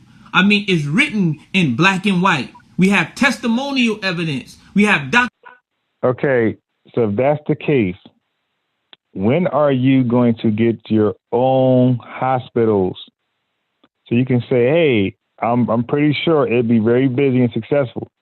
If you can, it can't be that hard for all of you in the hundreds of thousands to pull your resources and put down on a building and get you just said you got tons of Afro-Asiatics, so you got tons of virologists, epidemiologists, nurses, doctors, and go get your hot. It's all this talk about what we got to do, and we never do it. Just more complaining. No solution. Documentary evidence. Damn, black folks, how much more evidence do we need for you and I to realize that this man who has been treating us since we've been in this country, he cannot be trusted. She cannot be trusted. And I also... Brian Hooker can be trusted? I seen the thing yesterday. And part of my that's the hero. Sister, whereas if somebody sent me, the sister sent me some information pertaining to, they had a black panel, like sort of like we had, and what they did was they had 3 doctors on it, right, in the medical field. Doctors. Here we go. How you pronounce it? Immunology, brother doctor. Yeah, right. And check this out. The sister says that she was scared. Yo, dude, you might as well get off the phone, bro. Their name, but I'll get the information back and I'll post it in the comments later on after we're done. All right, you do that. Says she's been in the field for 20 Love you too, Julian. years, right? And she said at the beginning it was very emotional for her. Listen to this, Sister Lisa. She said it was very emotional for her to do it because she didn't know exactly what she was walking into, but she had to do it. You didn't know how to pronounce it. Her patients know that it's okay. Now check this out. The sister said that when she took it, first her arm burned like never before. All right. First of all, that's part of all vaccination side effects. That you have soreness in the arm. That's pretty much where the needle went in at. Okay. Like, so, dude, first, second of all, this is all anecdotal. This is all somebody's personal testimony. This is no different than somebody going in the church and saying they seen Jesus, or Jesus talked to him, or God talked to him, and he told him to do something. This is all anecdotal. This is personal testimony. This has no place in science. But even with this personal testimony, like, you know what? I had a sore in my arm, like no pain before. I bet you're right. How often do you get vaccinated as an adult? You dig? But then she says, but that can be adapted. Then she says she couldn't move her arm for about a... That's in the side effects, my man. But not everybody goes through that. So, yo, I mean, this is crazy. Why don't y'all just read the side effects before you go get vaccinated? What can possibly happen to you? Hour. Then she says during the same time, she sat in the chair and could not move up out of the chair between 11 and 12 hours. Then she... Really? Well, if she lose some damn weight, she can get up. If she's already 400 pounds and she's 5'2", okay? She's already had a problem walking and sitting and getting up. Then you're vaccinated, right? So your arm is even sore. So you try to push yourself off the chair, you're not going to have enough strength. So no, you're not going to be able to get up. 5'2", 400 pounds. What are you saying? Turns around and say, but the next day, everything was all right. You know what that reminds me of, brother? Wait. My firstborn son. Wait. So she good now? She ain't died? So there was no death plan with her? Are you serious? I know. Look, this dude like, dang, why you say that much? You supposed to say she died, brother. Yo. We were at an auto dealer's and he said, Daddy, I feel dizzy. Somebody shut his mic off because he added to the script. Auto dealer's, his mother took him to the hospital. That night, the doctors called me and said, your son has leukemia and we want to treat him. Oh, said, boy. Hold on, man. Wait. What kind of tests have y'all run to determine that young man is suffering from leukemia, a white man's disease? And yes, a white man's disease. He was wait, stop. I got pause. And okay, so all right, stop. So if white folks got their own disease, right, and they're different than us, so isn't there such thing as a black man disease? So, okay, are you saying we don't have diseases at all? Black folks. So then so now if they call our disease the black man disease, they could say malaria is they could say AIDS. So anything that affects us more, they can say that's a black man disease. And at one point they were saying that during the time you're talking about this medical industry thing, medical apartheid, bruh. That was the language. That was called scientific racism, my man. And you're using it today. So you condemn the actions of those in the past. And in the future, in the present, you repeat those actions as though it's fair. Everything's all good. I always say, man, if you leave these people in charge in our separation, our own territory, you'll see the same things happening to us at the hands of these people. Fear drove him to take their their treatments. I remember one night I came down there and my son was in excruciating pain because they gave him a shot in his spine. And I mean, all night long, just pure suffering. The next morning, he was fine. Weeks after that, doctors kept telling me he's going to die. He's got a terminal disease. And I go back to something. Now, I'm dying to tell me he's going to eat some fruits and berries and the leukemia is gone. I can't wait to hear this part. Things I remember as a teenager in number 12 school. Have y'all ever heard of the Clinton Women's Detention Center in Linden, New Jersey? No, because everybody from all around the world, man. You've heard of that? Yes. Well, there were two doctors at the time who were working on polio vaccines. But yo, this dude want to stop him so bad. So we're going to polio now. Wow. Dr. Sabin and Dr. Salk had already come up with a vaccine for polio. Then it was determined by the staff at the institution that these guys had been experimenting on pregnant women. So they immediately packed up all their stuff and they went to the Congo. While in the Congo, let me backtrack. The vaccine for polio. See now, this is church now. See now, this is the problem with the church, where somebody get up there and give a testimony about how God is real, and they start going all over the place, and they're like, okay, brother, go sit down. But they be too ashamed to tell them to sit down, so they go ahead and embarrass the church. Yeah, God is real, because, man, I ain't know where I'm going to get my next hit from. But then I was walking, looking at the ground, hoping I could find something, and guess what? I found not only a stem, but it was something in the stem. So I smoked it. And that was the best high I ever had, man. God is good, man. I'm trying to tell you. That's what they be doing in church. And this dude is doing the same thing right now. Polio was derived from the embryos of chickens.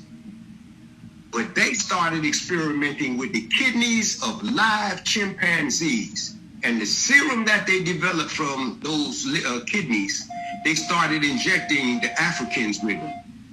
In less than 6 years, 800,000 black people died from later what would become AIDS. Oh my God. All right.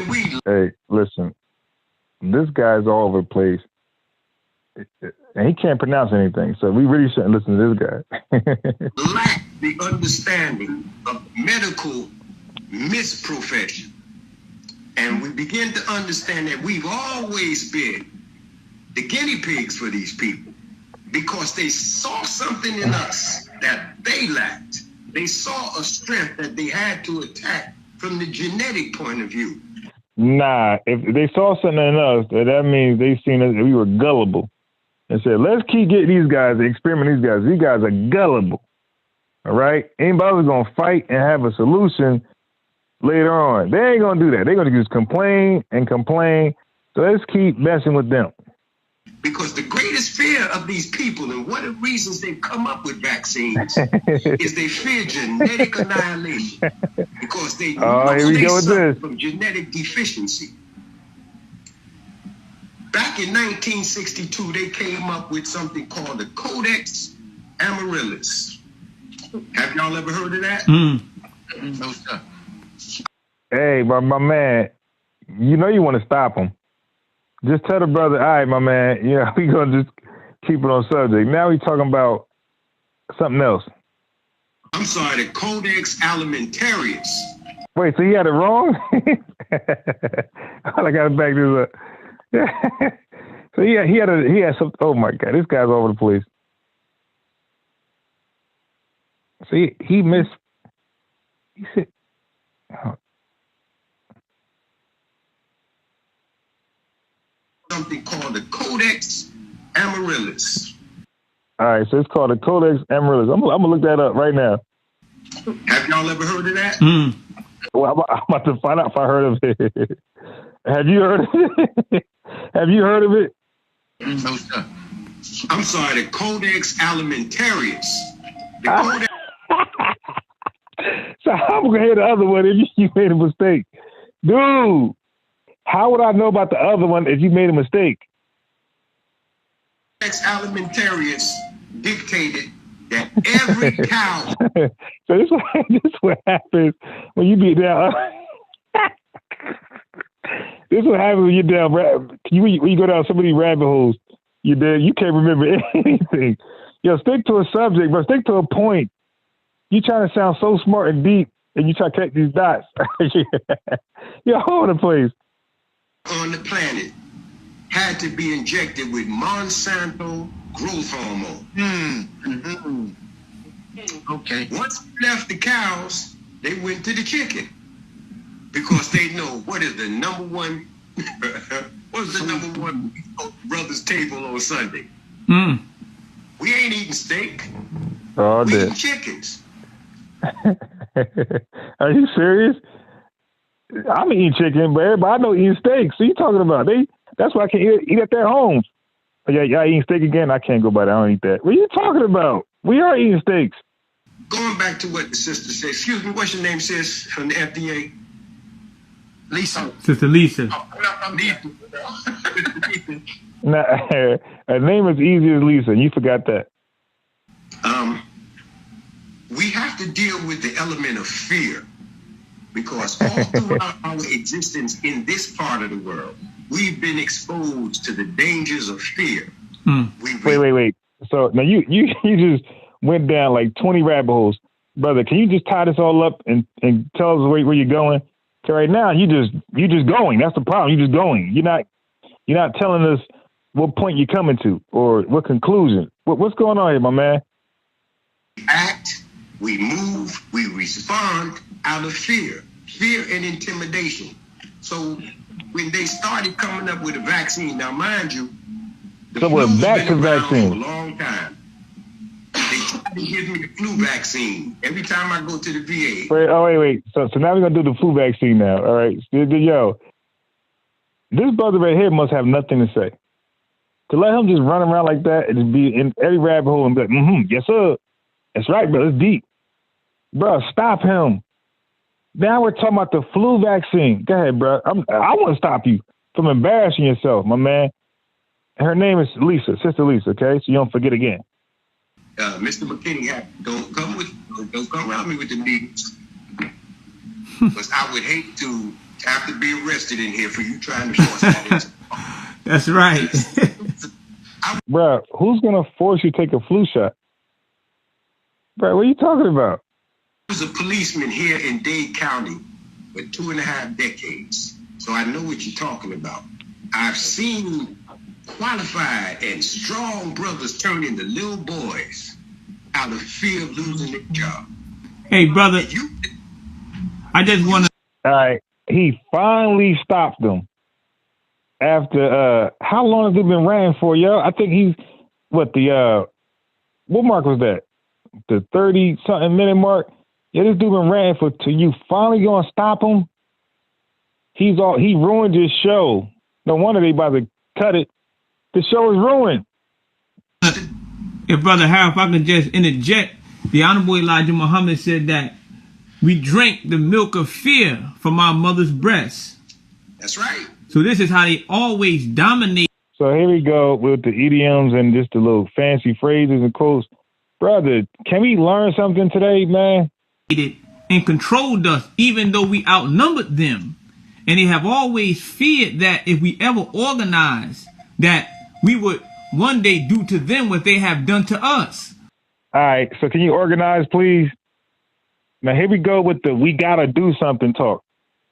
When are we gonna get the solution? What we're already doing, we're organizing. It's always what we gotta do. So they always sought to keep us disconnected and disunited. So they passed laws which said that only 2 or 3 of you could gather in the group. And we were all... Wait. Are we still talking about segregation? My man. All right. It's starting to get annoying now.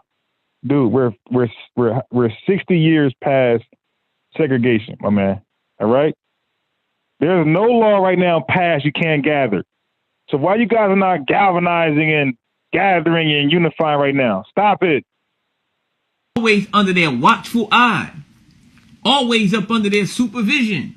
And that's why some of the first institutions that we established in this country were called hush harbors. I mean, wait. We would go in the woods to a place in the bush, and we. Hey, Mongo, I missed that word. What did he say? He said we went to the VA. So if he was in the service, they give you mass shots in the military.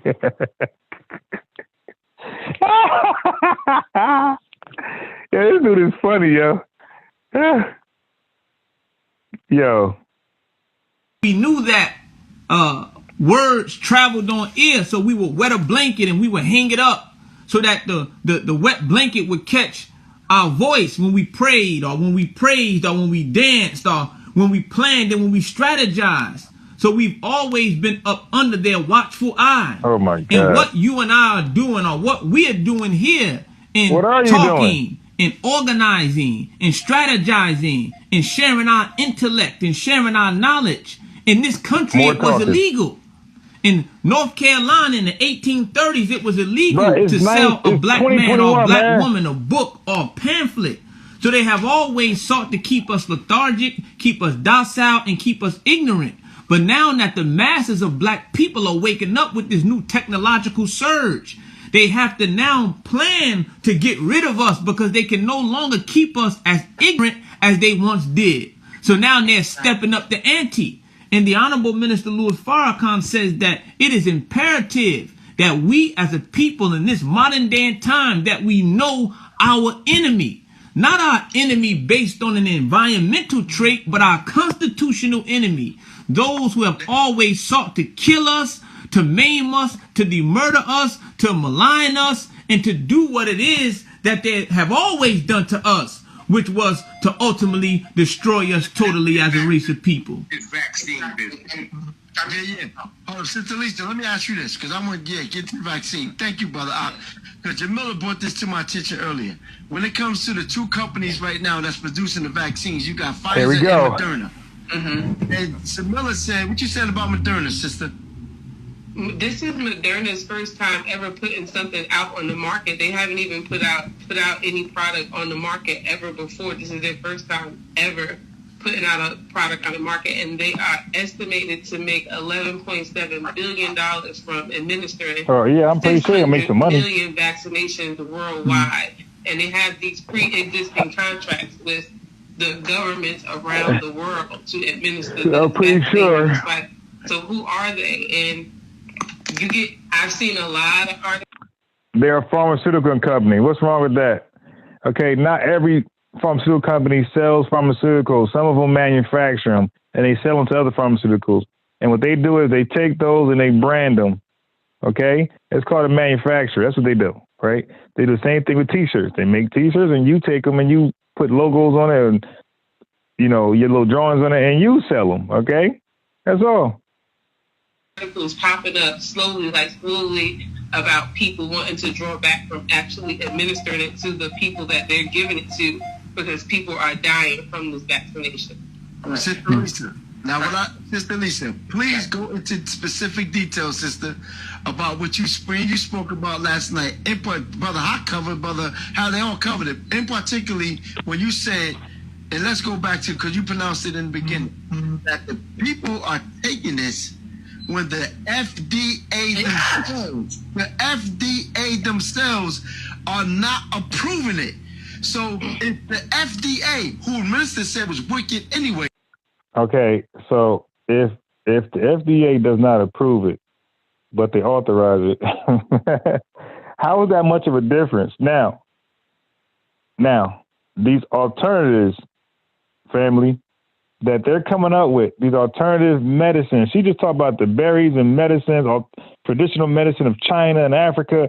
Did the FDA approve those? So, like, nothing you guys gonna mention was FDA approved. And they definitely didn't authorize it to treat COVID-19, okay?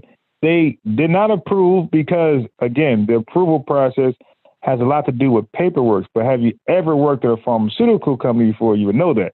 It's a lot of paperwork, okay? Even what I do right now, it's a lot of paperwork. It's annoying. It's a lot of paperwork, okay? So we can make something. It could come from granulation, compression, encapsulation, blending, whatever department it is, right? Coding. It could be a success. But before it leaves that particular department, that room, paperwork must be signed, even though everything is good. The product came out, the batch came out dope. But now you got to fill out dates and times and signatures, and you did this and what instrument you use. That takes a while, maybe an hour of. Now the product been done, but your paperwork takes an hour, and that product can't leave until your paperwork is done. Okay, so if it's an emergency use, what happens is they say take the product out, it's done, put it to use, but finish the paperwork. Okay, that's all. No big deal. But if they are the ones who didn't even approve it, why are people rushing to take this? And you can't even sue. Yeah, you might want to. Yes, you can sue. But okay, you just can't sue the pharmaceutical company. So again, like people are don't know what they're talking about. You can sue. You got to take it up with the proper people that's liable for if anything happens. All right, so you can sue. That's a lie again. Them. So if you take it and you have an adverse effect to it, you can't sue them because they have contracts within the government that if it's administered, you can't come after them if you take it and you have a side effect to it. That's something the government put on them. You dig? But anyway, you can sue. There's just a lot of people they're just speculating. Like nobody actually put any research in what they're talking about. I just want to interject because Brother Harold mentioned something about fear. And fear is very real. If you don't know what else to do, you're going to be more vulnerable to just do whatever the mainstream medical establishment says. So I wanted to say, Brother Hakeem, I will be more than happy to provide links for you that you can attach to this show about vitamin D. Okay, there you go. I have to also say this, my aunt, 87 years old, and in New Jersey, we all know, I think we're all from New Jersey. Okay, well, let's look at vitamin D. She keep mentioning it, right? Let's look at vitamin D. This is Oregon State University. Let's look at vitamin D. She keep talking about this, all right? What it does, general. Vitamin D is a fat soluble, what's up the way so I can see? Vitamin that helps maintain calcium and phosphorus balance, promotes bone growth health, regulates immune function, like the FDA regulates, they're regulating immune function and influences cell growth and development. Vitamin D can be made in the skin upon exposure to ultraviolet B, UVB radiation from the sun and obtained from dietary and supplemental sources. Immune specific, vitamin D increases the expression of microbial proteins, okay? Antimicrobial proteins. Vitamin D limits certain aspects of the acquired immune response, playing a protective role and potentially reducing the risk of autoimmune disease and tissue transplant rejection. Okay? So we're in here. What am I reading about this? Despite the well-documented association between low vitamin D status and multiple autoimmune diseases, few randomized controlled trials have been conducted, and the clinical efficacy of vitamin D supplementation in the prevention and treatment of autoimmune disease is not yet known. So what is he talking about? Okay, see, we got straight to it. It's not yet known, but she knows it. It's not yet known. There's nothing out there. Inconclusive, but she knows it. So we're done with vitamin D, okay? That's over. And let me get back to her little pseudoscience of vitamin D. But I showed that's over. So I want to know what she know and how can she provide us with that link she's talking about. Sister Lisa. Now, Sister Lisa, please go into specific detail.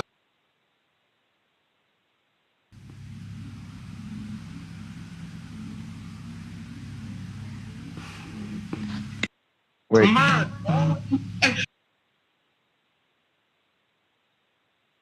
7 years old. 7 years old. Come on, let me this vitamin D stuff. The governments around the world to administer this vaccine and this fight. So who are they? And I've seen a lot of articles popping up slowly about people wanting to draw back from actually administering it to the people that they're giving it to, because people are dying from this vaccination. Sister Lisa, Sister Lisa, please go into specific details, sister, about what you spoke about last night. Brother Hot covered, Brother, how they all covered it. In particularly, when you said, and let's go back to, because you pronounced it in the beginning, that the people are taking this when the FDA themselves are not approving it. So if the FDA, who the minister said was wicked anyway, but if they are the ones who didn't even approve it, why are people rushing to take this? And you can't even sue them. So if you take it and you have an adverse effect to it, you can't sue them because they have contracts within the government that if it's administered, you can't come after them if you take it and you have a side effect to it.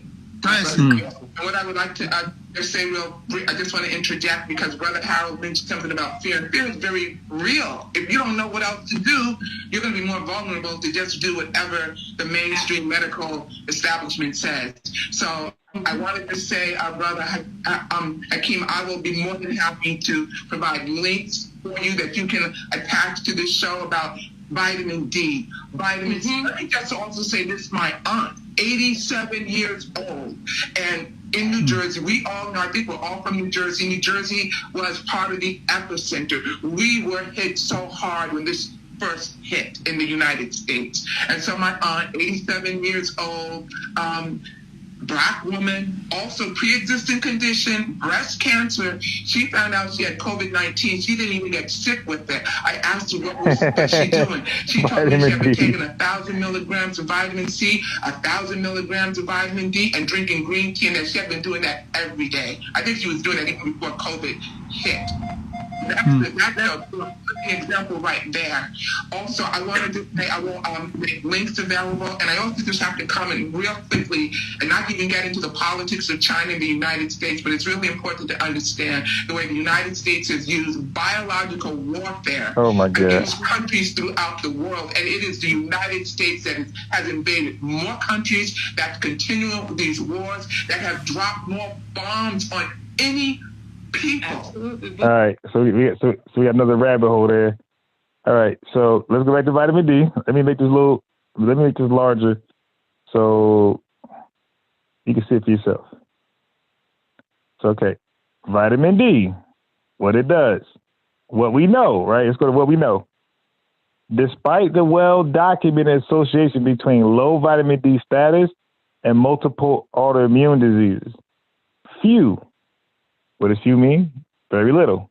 Randomized controlled trials have been conducted, and the clinical efficacy of vitamin D supplementation in the prevention and treatment of autoimmune disease is not yet known. So what link is she going to post is going to say is known? Okay, so that's vitamin D. All right. Let's go to C, because she mentioned C as well. And she's talking about drinking tea and all that other stuff. Vitamin C, what it does, okay? What we know. Let's start right here.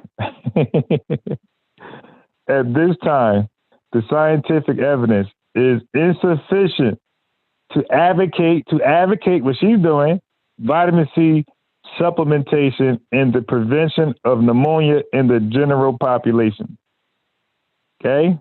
Routine use of vitamin C supplements may have a mild, you guys know what mild is? When you go to Chipotle and they ask you for like which sauce, mild, hot, right? When you get mild, what is that? Okay? Not a lot of kickback. May have a mild beneficial effect on the duration of the common cold in certain individuals. No COVID-19 here. No COVID-19. Okay? At all. No COVID-19. So here we go with the vitamin D rhetoric. All right. So I think they were done.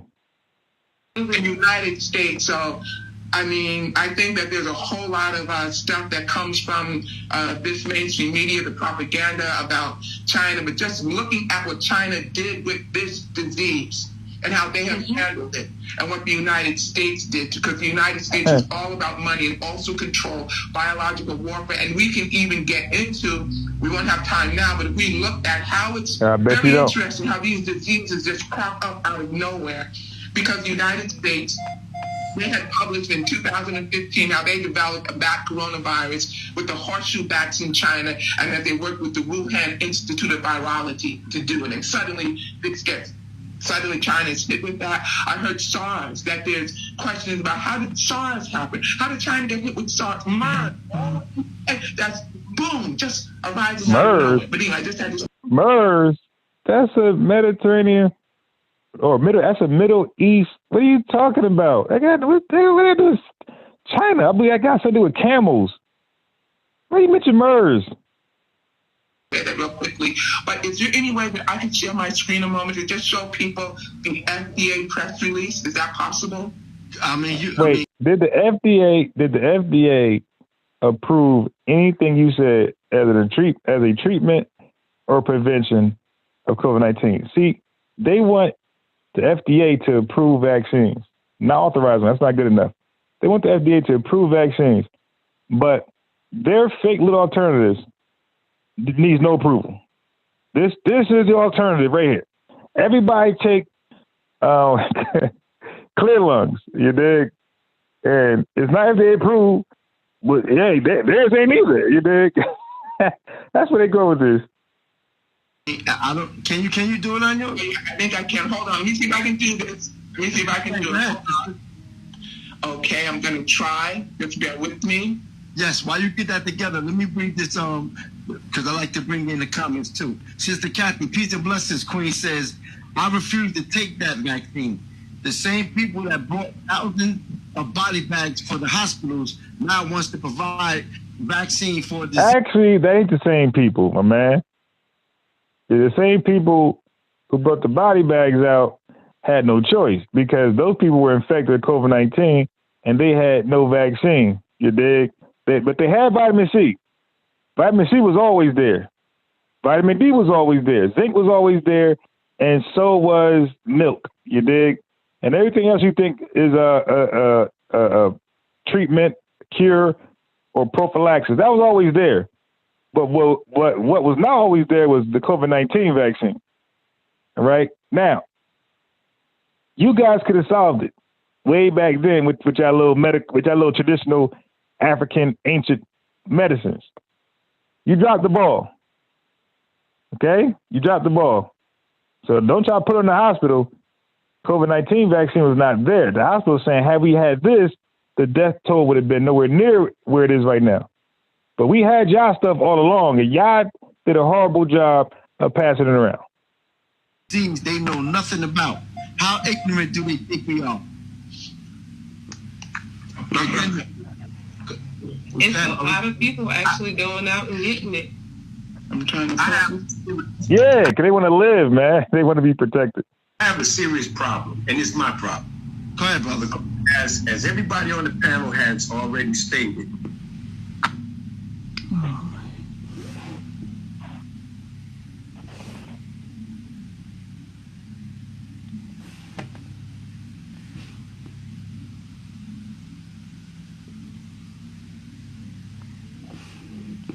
in researching what they call ancient Greek history, the Greek philosophers and the Greek physicians termed a virus here we go. as the waste material excreted from the nucleus of the cell through the cell wall and out of the body. A waste material. A waste material. How much waste materials excreted from any creature is airborne? When we look at the process called recombinant RNA and recombinant DNA, and we listen to them talking about how viruses mutate, a non-living entity now mutating, but because it has been given the RNA of a living creature, that splicing, that recombination permits that virus, that waste material, to be able to reproduce under the power of the RNA. Now, how does a virus swim across the Atlantic or the Pacific Ocean and affect people throughout this country, by the way, who has the highest death rate according to their statistics? Now, when there was a woman who was arrested here in Florida last week, her home was raided, her computers confiscated because she worked for the CDC, and she went into the computer and found out that hey, yo, what are you still talking about? that the people who died, for example, Oh, difficulty. Yeah, let me run that back, because I want to listen. Like when arrested here in Florida this past, when they start ranting like that, a virus swim across the, what do you say? in researching what they call ancient Greek history, the Greek philosophers and the Greek physicians termed a virus as the waste material excreted from the nucleus of the cell through the cell wall and out of the body. A waste material. A waste material. How much waste materials excreted from any creature is airborne? When we look at the process called recombinant RNA and recombinant DNA, These guys all over the place. Listen to them talking about how viruses mutate, a non-living entity now mutating, but because it has been given the RNA of a living creature, that splicing, that recombination permits that virus, that waste material, to be able to reproduce under the power of the RNA. Wait, now, wait. A virus he's quoting across the Atlantic physicians from what time period? And affect people throughout this country. What? By the way, who has the highest death rate what did he according say? to their statistics. Now, when there was a woman who was arrested here in Florida, and the minister said, to everything. Last week, her home was raided, her computers confiscated because she worked for the CDC. All right, let me stop this madness right here. Found out that they doctorated the numbers of death. That the people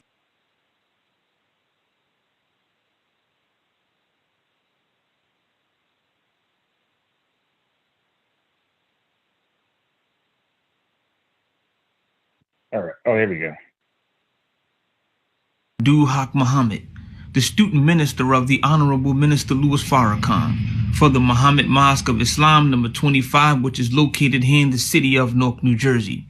And as a student and minister of him, I am deeply grateful and highly honored for the privilege and the pleasure to speak to you once again. Brothers and sisters, I come today before you very briefly, very sincerely, with a rebuttal, if you will, toward our beloved brother Michael Eric Dyson and what he has said in reference to what the Honorable Minister Louis Farrakhan has said. Now, I do want to warn you that the video has been edited to the particular part of the video that I would like to address. Be taken seriously. So I don't agree with this notion that the vaccine is, being used to kill black people. I think that's irresponsible, and I think it's unfortunate. And I think Minister Farrakhan is one of the greatest. Greetings to you. Once again, I'm Brother Haq Muhammad, the student minister of the Honorable Minister Louis Farrakhan, for the Muhammad Mosque of Islam number 25, which is located here in the city of Newark, New Jersey. And as a student and minister of him, I am deeply grateful and highly honored for the privilege and the pleasure to speak to you once again. Brothers and sisters, I come today before you very briefly, very sincerely, with a rebuttal, if you will, toward our beloved brother Michael Eric Dyson and what he has said in reference to what the Honorable Minister Louis Farrakhan has said. Now, I do want to warn you that the video has been edited to the particular part of the video that I would like to address. Be taken seriously. So I don't agree with this notion that the vaccine is, being used to kill black people. I think that's irresponsible, and I think it's unfortunate. And I think Minister Farrakhan is one of the greatest. Greetings to you. Once again,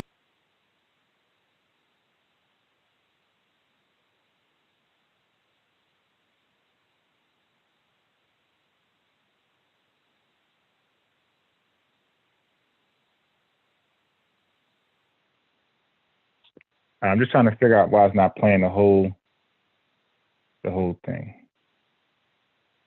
Okay, let me see what's going on here. It kept going back to the start of it.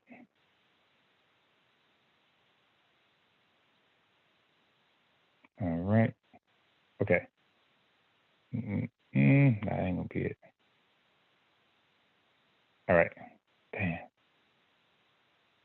Where did? Hold on. Let me see where did I save it?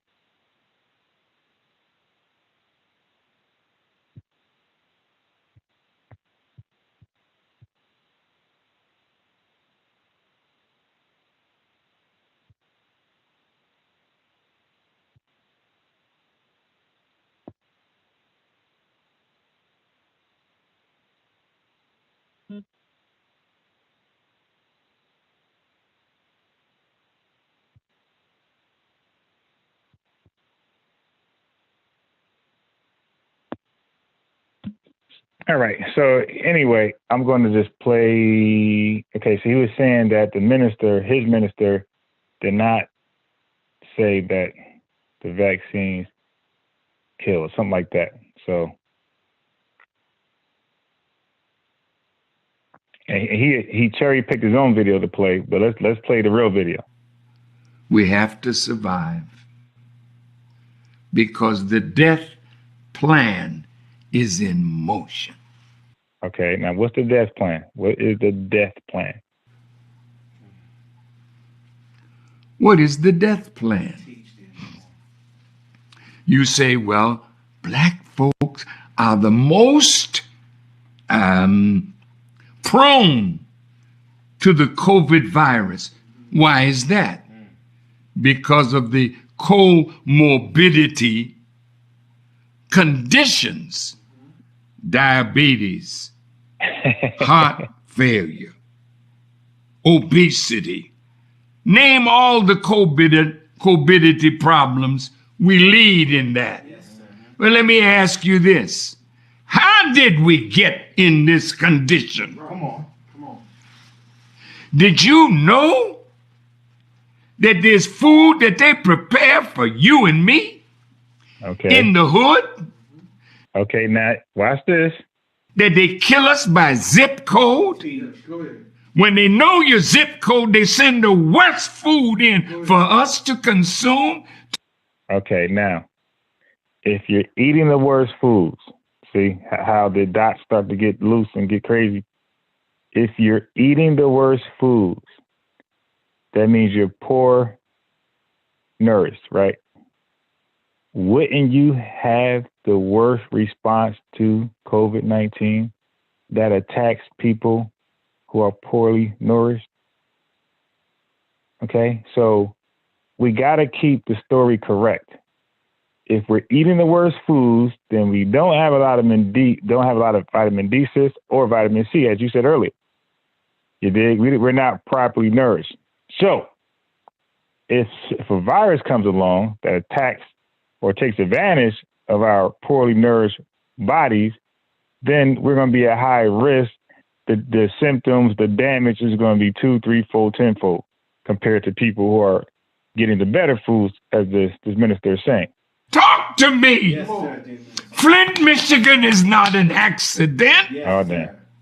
They're killing us through the water. You're a young man and have erectile dysfunction. Hold on. We're talking about our people in the Caribbean. Okay. The sun to lay in it and bathe in it. My teacher taught me that you can't get in anything that is created except through the sun. So when you live on the inside and don't go out in the sun, have no love for the sun to lay in it and bathe in it. My teacher taught me, take a bath at least once a year in the sun. Go someplace where you can take your clothes off and turn again. And when you've turned enough, your body has accepted billions of vitamins into it. And when the day of wait, how many vitamins? Wait, let's run that back, Turbo. How many vitamins is going through your body? in the sun, go someplace where you can take your clothes off and turn again. And when you've turned enough, your body has accepted billions of vitamins into it. Billions of vitamins. All right. Billions of vitamins. Which one of these billions of vitamins right here? Which one of these billions of vitamins? Billions of billions of vitamins? Like, come on, like the cat is. Stop the cat. Yo, wait. Damn, I need to play that hold on. I'm gonna find that Migos interview real fast. Yeah, it's hilarious. Cat. I mean, said billions. Hold on. Migos.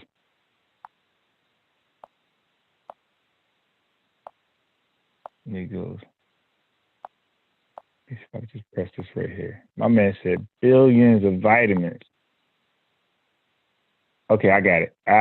Wait, I got it. All right. Hold on. Now time, I feel like he got to be the best. But Takeoff be rapping. He even confused Nicki Minaj because Nicki said she didn't realize you was rapping about her on Motorsport. Cap. All right. So let's get back to that billions thing. All right.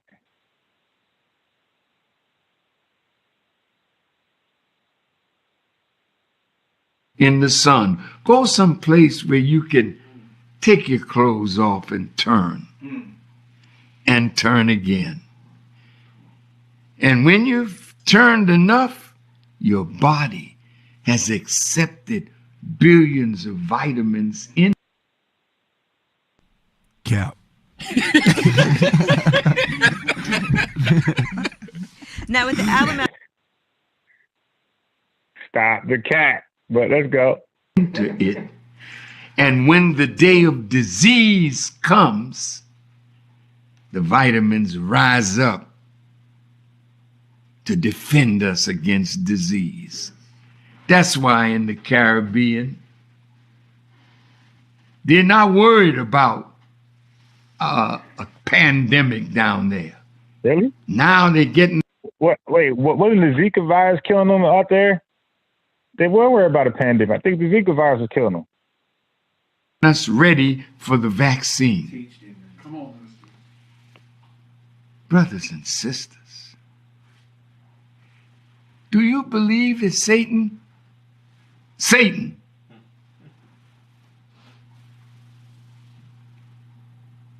is concerned about vaccinating you about this thing here? Come on, brothers and sisters. Well, if Satan is giving it, if Satan is administering the vaccines, then you're right. Okay? If Satan is administering the vaccines, then yes, there is no good intention in that damn needle. You dig? That's if you believe Satan is administering the vaccine. So they're telling you right there. They're telling you who they believe is administering the vaccines, who's coming up with the science, who's approving the science. They're telling you that it's Satan. This is why they don't want nothing to do with that vaccine, because they really believe that Satan is the one who put it together, who authorized it, and is out here conducting clinical trials. So now, unless you too believe that Satan has something to do with the vaccines, then you need to reconsider and possibly get vaccinated. Now, that's if you disagree with that. If you don't believe Satan is involved, then go ahead and get your vaccination. My man right here made it very clear why they reject vaccinations, why they refuse to take it, because they believe Satan Satan's hand is behind the science, the medication in this vaccine. But I just got to warn you and remind you, not warn you, I just got to remind you that this brother speaking right here, I think he had prostate cancer. And Satan was in that surgery room. Satan had his pain medication. Satan had medication and antibiotics there for the brother so he won't suffer any bacterial infections. And he allows Satan to operate on him. He allows Satan to introduce his pain medications, and he also allows Satan to introduce his antibiotics. So we pick and choose when we want to take medicine from Satan. I find that very, very interesting. You know, let's just rebuke Satan and tell him, get away from me all around the board. Let's not pick and choose when we accept Satan's medication. Okay? Yeah. Peace, Morpheus, Rob, Rich, Mr. Morpheus. He said, Mr. Morpheus said, so just trust the big-headed scientist Yakub. This guy said, so now you see why he don't want you to take the vaccine, because he believes Satan is behind it. That makes sense. If I believe that too, I wouldn't take it either. Now I don't want it. Okay? So you got to ask the brother, what else is Satan behind, so you could refuse to participate in that technology and that medicine as well. See, we need a whole list of what is Satan behind, so we could protest it. We could, what they call it?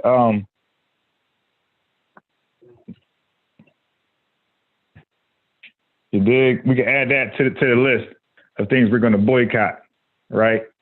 We need Satan's list, so we could boycott all of his products, all of his devices. I don't want to know what Satan is doing when it's too late, when it's in our face. Let us know in advance. What companies did Satan put his stock in or buy stock in? What companies did Satan buy stock in, so we can get out of that? You trust him. The devil he's talking about. You dig? No. Your interpretation of the devil is different than ours. Your interpretation is the white man. That's your devil. So if that's the devil, I don't, that's a personal thing. After all that he's done to destroy us. But you were in the hospital for you know what?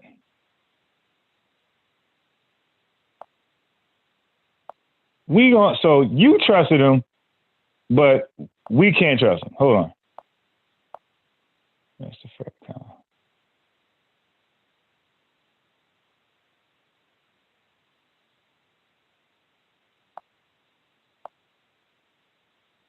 Was it prostate?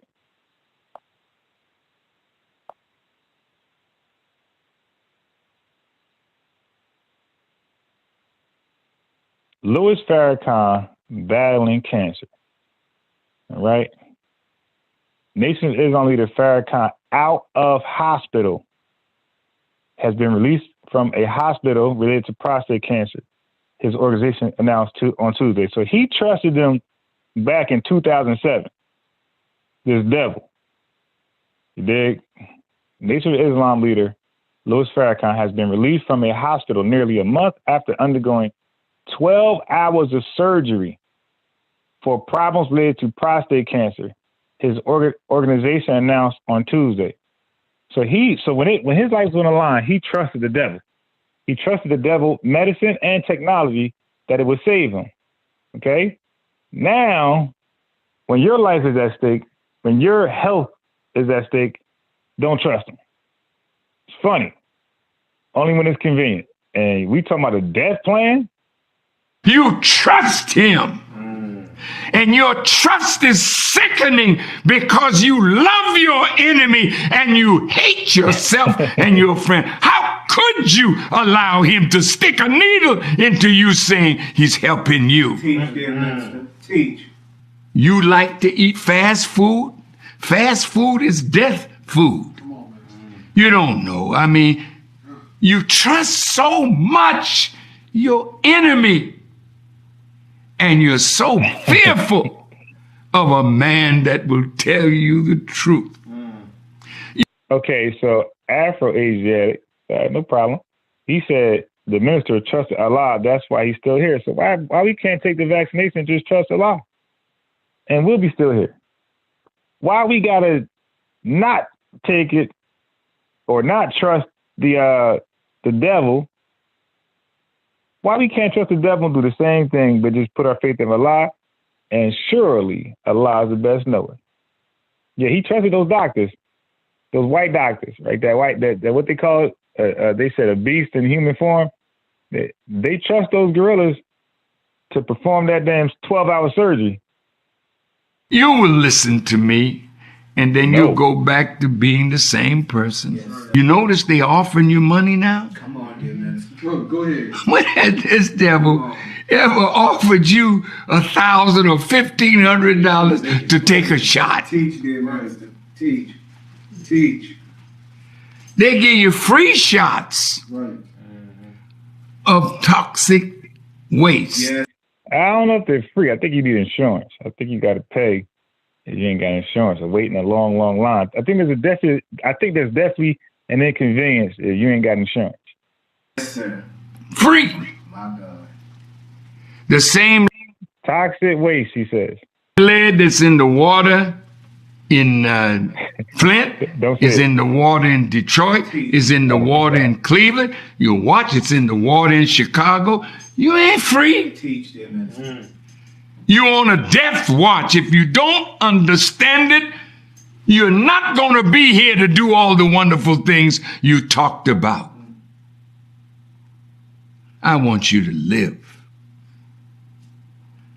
I want you to live. God wants you to live.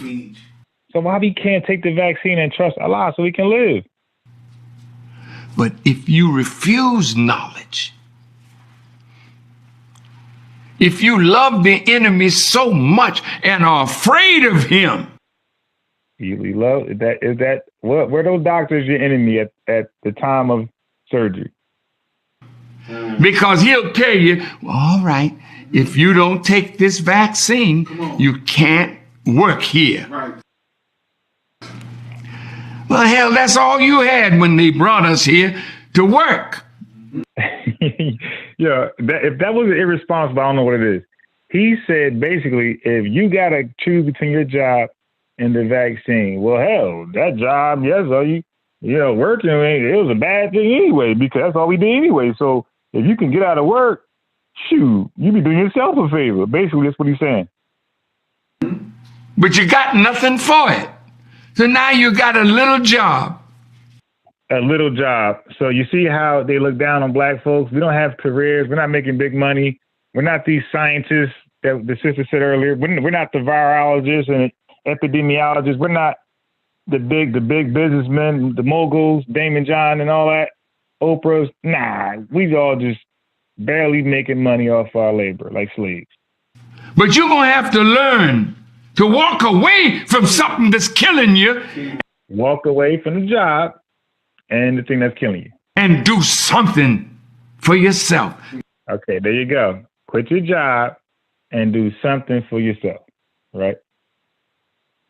Labor for somebody else, basically. Slave labor for somebody else. This time for your brother. Unity that's here.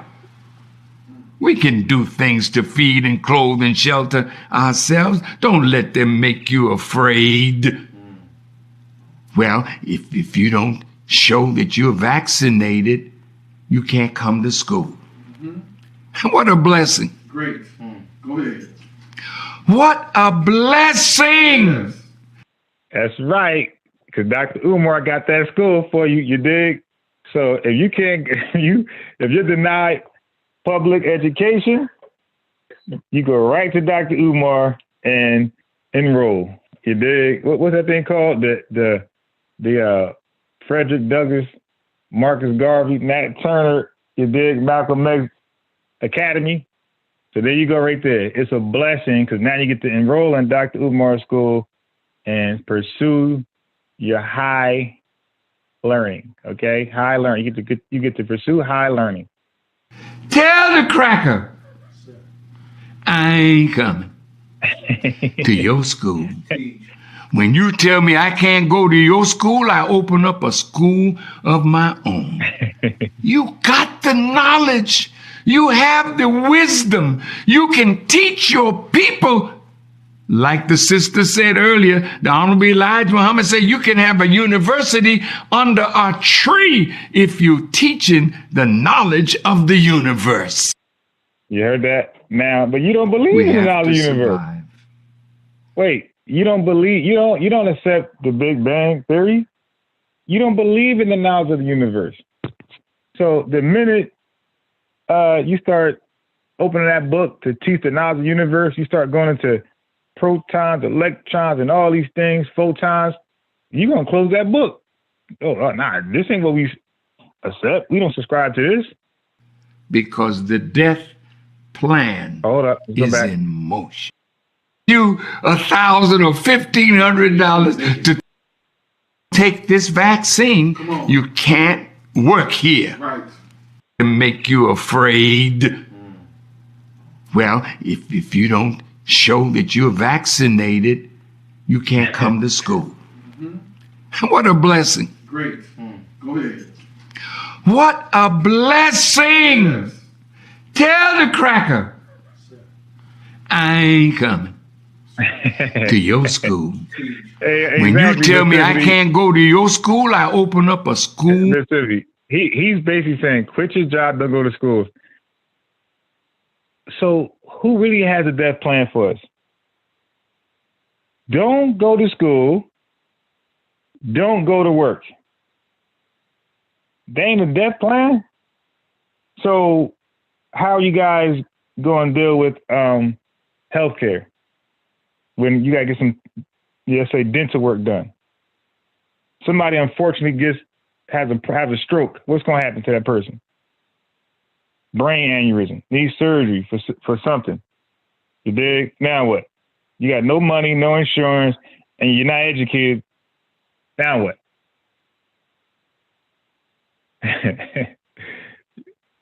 All right. Of my own. You got the knowledge. You have the wisdom. You can teach your people. Like the sister said earlier, the Honorable Elijah Muhammad said, you can have a university under a tree if you're teaching the knowledge of the universe.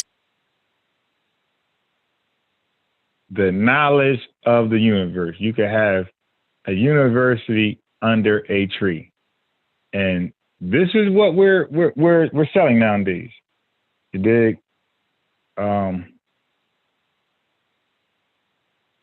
We are celebrating that type of rhetoric. The devil is administering the vaccine. But hold on, because remember, don't trust the devil. Look at this picture right here, though. All right, hold on. Don't trust the devil, right? That's the message, right? Don't trust that damn devil.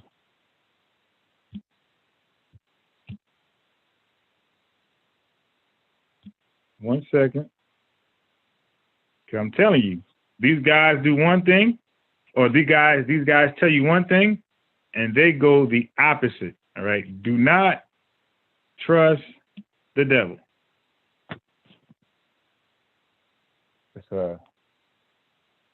Do not trust that devil, man. They're too crafty, too evil. All right. I hear you. Don't trust that devil. Oh my God, I hate when it does that.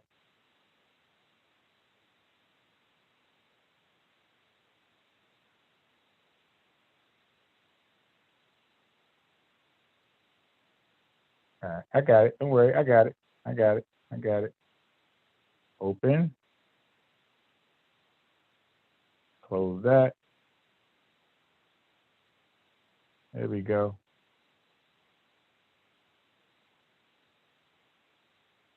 Don't trust that devil. But I got caught up in one of these moments. Don't trust that devil, though. But we got one here. We got one here. But don't trust that devil. Now, you want to talk about some crooks? Robert John F. Kennedy, Brian Hooker. A discredited scientist and a discredited lawyer. Don't trust the devil, though. You dig? But use him as your lawyer and use this guy as your scientist. And their solution for the pandemic, you won't believe it. Their solution is just to embrace the virus. Go out there and just go get it. That's what they say. Go out there and go get the virus. All right? So let me go here. Let me go back.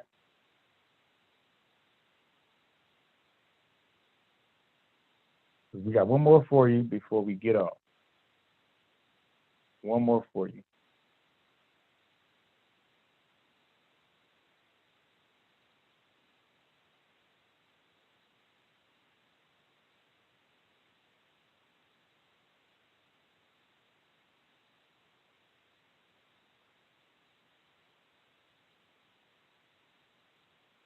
Once again, I'm Brother Abdul Haq Muhammad, the student minister of the Honorable Minister Louis Farrakhan for the Muhammad Mosque of Islam, number 25, which is located here in the city of Newark, New Jersey.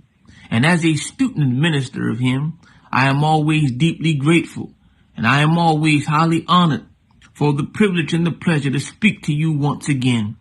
Brothers and sisters, on this week's episode of Don't Let Your Gullibility Make You a Liability, we want to give a brief objective analysis of the Book of Khalid. Yes, brothers and sisters, the Book of Khalid. You see, the overall value of the book is outweighed and overshadowed by the unfair prejudice of the book. Because the information in this book, where the Honorable Minister Louis Farrakhan is concerned, in many respects is unfairly slanted, inflammatory, to such a degree that it appeals to bias through fraudulent misrepresentation, defamation, slander, libel, and innuendo. You see, the book has a lot of opinions about the Honorable Minister Louis Farrakhan, implying facts. The book is missing key circumstantial and contextual elements. And while the book may give you more information and insight as it relates to Khalid Abdul Muhammad, where the Honorable Minister Louis Farrakhan is concerned, it deals with a lot of scandalous subject matter. So brothers and sisters, I'll leave you with this. Love the truth even if it hurts you, and hate lies even if they help you. Assalamu alaikum. Greetings to you. Once again, I'm Brother Abdul Haq Muhammad, the student minister of the Honorable Minister Louis Farrakhan. That will not allow you to see properly. Envy is a disease of the heart that will not allow you to see properly. So you think you're envious of the person that has what you think you deserve.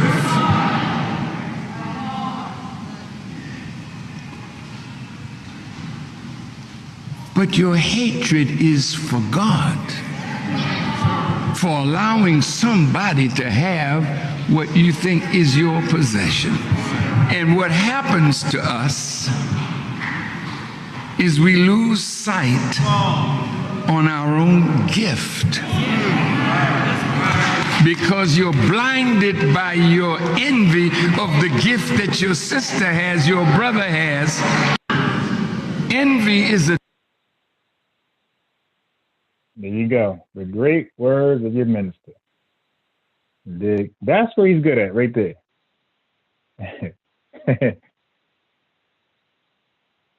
That's what he's good at. He's good at, beautiful sayings. But when you start going into like information, advice, recommendations, things like that, nah, that's not what he's good at. He's good at just telling great, talking about envy, biblical stuff. That's the minister's strength. Religion. He go into that biblical stuff. He sounds great. He makes the most sense, and we appreciate him. And that's exactly how he became who he is right now. It was the ministry of religion, right? But when you start going to medical advice, when it comes to vaccination and other medicine, that's when you might have overstepped your boundary. Okay, so with that, thank you guys for showing love. Easy Bands, you missed the last couple lives. We had the brothers on here with other alternatives. Again, we appreciate the alternatives, Easy Band. When you brought yours and the brother brought his, it was a good one because you guys are starting to bring some good sources. Now, the issue we have with the source is not the source, but the messenger of the source. Like, we believe the source is not being represented correctly. Close, but not correctly. You dig? So that's all. But we appreciate the sources. But if you guys really want to have a dialogue about your sources, then just bring it and say, guys, check this out. Check this out, guys. Let's look into this collectively. Let's see what's going on here. What's it saying? But when you guys come in with the source and you have conclusive thoughts, right? Or, you're summing it up as it's doing something particular. And we read the source and it's not doing nothing particular. It needs more research done, need more lab clinical tests done. And the overall conclusion is inconclusive, then that's an issue. That means people are misrepresenting their sources, or could it be possibly that you just don't comprehend your source? You dig? But yeah, so if you have a source, especially dealing with vaccines, and you think there's some treatment out there that, let's say if you're not even saying it is ready to be put on the market, let's just say that you believe the science is interesting and we should take a look at it. You should do that. You should definitely drop the link there and the build. You could take the show away, right? We'll just be listening and we'll read along with you and we'll have questions. We might have questions amongst each other. And we might find the questions when we go ahead and start researching the things we're reading, right? Different articles, and make sure everything's lining up. That's the best way to go ahead and deal with that. I think, especially when something is saying that is not conclusive. I think that's the best way to go. The brother, yes, the other brother, he could have did the same thing. He produced a drug treatment, which is interesting. It is getting some buzz. But as you can see, Easy Bands, there's a lot of alternatives getting buzz. It's just not one. It's a whole bunch. And this is probably why neither one of them are getting the clinical trials and the research behind them, because there's so many and people want theirs to be the one and not this person, that person, this person. They just want theirs to be the one.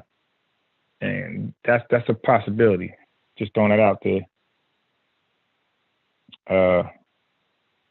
Is there anything else?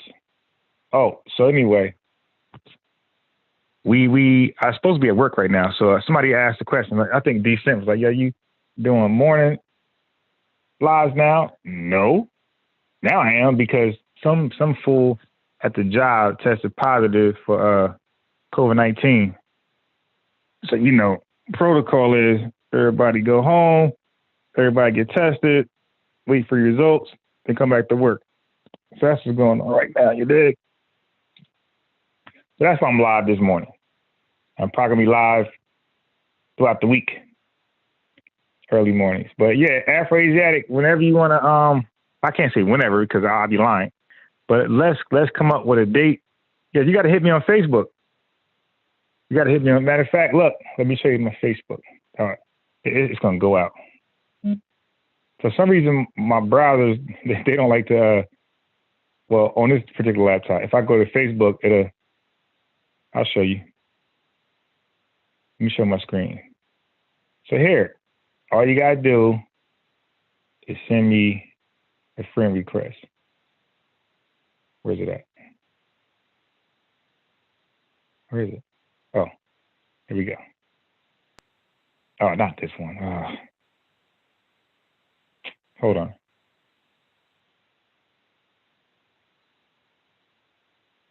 Let me get and log back in. Listen, all you gotta do, anybody.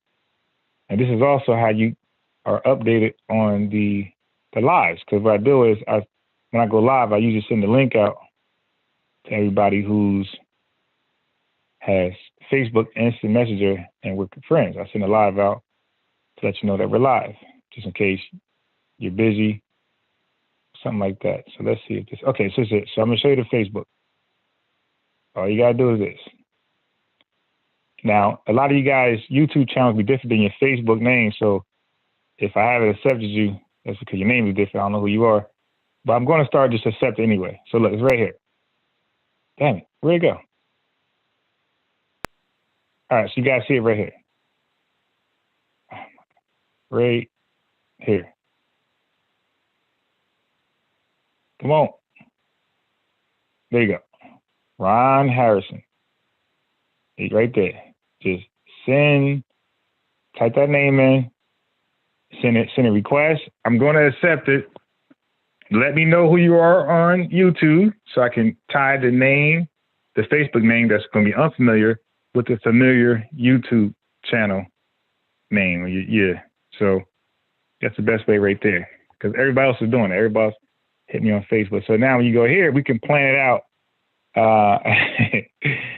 It is the same thing. All you got to do is let me know how long you need. All right. I'm going to, but see, you be needing help though, bro. I just go in like this because you be needing me to do stuff and I'm probably going to let you go in, but leave. I'm probably going to leave like the computer and you just can go in. But the thing is you can't do is you can't play other people's videos. You can get my channel shut down. So you can play images, stuff like that. I say play images. I mean, you can show images. Did I address the deaths from the vaccines? What deaths from vaccines? You know, you need to address it first and possibly put a link down there, but we keep hearing that. That's the same thing RZA said to Lupe Fiasco. He said, there are deaths. And then when Lupe said, what deaths? He said 2. And then Lupe said, well, I don't know if they're actually vaccine related, but let's grant that. Are you comparing 2 vaccinated deaths to 400,000 COVID-19 deaths? And then, you know, that's just it. But that's when you a mental problem. When you can compare 2 deaths to 400,000, 2 million worldwide, 2 deaths. That's when you know you have a serious mental issue. Like nobody can get through to you. It's over. So with that, what deaths are you talking about? What deaths?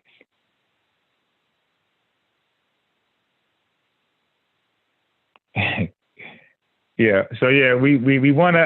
Or look, damn. Put the link in there, Easy Bands, because I can't trust, and you shouldn't trust me. So if I say something to you guys, don't take me verbatim. And you know, don't take my words verbatim, and don't take my words literal, you know, or as factual. Go ahead and look into it, or ask for a link, because maybe I read something and I misrepresented what I've read, and you could help me out. That's another thing. Also, guys, Easy Bands. What I'm trying to say is this, Easy Bands. It don't always got to be an online, live, muscle flex show. I'm not about that. You can always have like right now, you like, yo, the 23 deaths. Like, I got you. You know, if you want to do that, we can do it. You ain't going to get me. Or you can have a sincere conversation like, yo, in a Facebook thing, like, yo, you seen these deaths over here with the Pfizer vaccine?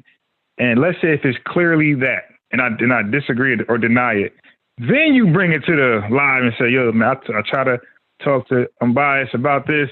He's denying it. It's clear. The report suggests definitely that this is, or most likely this is from the vaccine, and he's just in denial. Then that's when you do it. But most people just want to do ambush scholarship. You know, they want to look good for the people. You know, I'm going to sound smart. And believe me, I'm not the smart guy. So don't think because you outsmarted me, you're about to get some type of award. Big. I'm not the guy with all the credentials and the letters behind my name. No PhD or X's. But that's why I want to link, because I'm pretty sure, Lakeisha, I'm pretty sure it was debunked. But I want to link. So you see right there, go type that name in, send a friend request, and maybe I did address it. I'm not sure, because the rabbit holes people have, man, they can't just stick with one thing. If what I would do is, let's say if you guys had a podcast, and let's just say, hypothetically, you said, thimerosal is no good, and it should not be in vaccines, right? So when I come on your show, guess what I'm going to do? I'm going to only talk about thimerosal. That's it. What you guys do is, you come on my show, and we're talking about 50 different things that are all unrelated. I come on your show, thimerosal, facts behind it. Is it toxic is it harmful to you or not? That's what I'm addressing. Okay? And I'm prepared to talk about that. But what I'm not going to do is take you down somewhere else where you didn't go.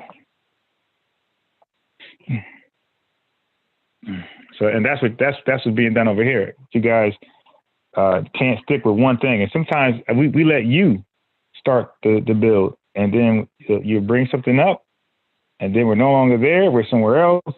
Now, of course, if we ask you to elaborate on, let's say if it's about socks, like socks you put on your sneakers, and then I say, well, what material is made? What material are the socks made of? Then you have the right to go into that.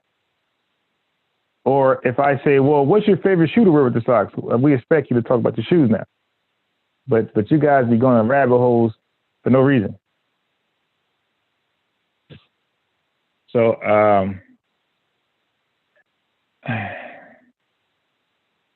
well, there you go. So then ask her, if that's true, then how is he going to prove anything? But, but let me say this. So then, if that's true, then why even mention vaccine and death in the same sentence? Just pick another argument. Don't even do that. If what Haskell says is true, just don't go there. Then go somewhere else. Or why even debate? If we have a comeback for everything, then why even challenge? Why just listen and that's it? But I find that to be you guys with these hidden hands. You guys be believing weird theories, weird hypotheses. Nobody ever know about it. Until we finally just connect the dots and say, hold it, are you one of these guys? Yeah, I was going to tell you, but okay, come on. That's like the Scooby-Doo thing. You catch the bad guy. Oh, yeah, you found out my plan. Like I said, we gotta catch you and trap you and kidnap you to get the plan and take your hood off your head and see your face, and then we get where you stand. We got to do all that. Come on, man. So that right there is already like you talk about an ethics issue or morality issue. That right there, and bad character. That's it right there. Just plainly say what you think, what you agree with, what you are rolling with. Nothing wrong with that. So you see the name? I'm getting off, everybody. I gotta go wash clothes. I'll be back on here. Maybe if Indigenous wants to get on for about an hour. Hey, it has to, that's your imagination. But Indigenous, if you had put something together for about an hour, then I could actually help you out with the slides and everything like that. Only an hour, but I'm not gonna be here doing 2 hours. You ain't gonna trap me doing 2 hours in the house putting together slides and finding videos for you. I'm not doing that. And I'm going to be on mute. So if you're doing your presentation, you should not need my interaction unless you need help with something. Okay, that's it. But if you're explaining something, you don't need my 2 cents in that. Just go ahead and take it away. Okay, nobody's trying to trap you converters. Well, how are we trying to trap you when I just freely going live and you show up? How that's trapping you? Trapping you is like I be trying to pay you to come on or send you a link. I didn't send it. I just Went live because I was home today. You guys know I'm never live in the morning. So nobody's trying to trap you. Nobody's trying to convert you. We actually allow you to change the topic. Come on, man. Indigenous, how many times do you come on here and change the topic completely? And we allow that. We don't just beat you down with vaccine talk all day long. We actually let you guys change the topic to anything you want. Then we talk about that. So it's all about the panel. Like where the panel want to move to. Like when Haskell and Embry having like the dark hour show. Like, come on. Like, so when they take it there, you know, how they do. I don't think anybody stops them and turn it back to a vaccine show or no, we go that route. We talk about everything, man. And sometimes we talk about sports. And sometimes we just talk about sports, all right? We don't talk about nothing educational, just pure sports. And we probably gonna do that. Matter of fact, that's a good idea. I might my next live today might be about basketball and boxing and football. I think we might even do that. Yeah, I think that's I might call my boy up on three-way. Well, he'll be live. Unbeknownst to him, he'll be live. That's the only way that they're gonna talk. There's something about that damn record button that Negroes be scared to say something. So on that, we're out.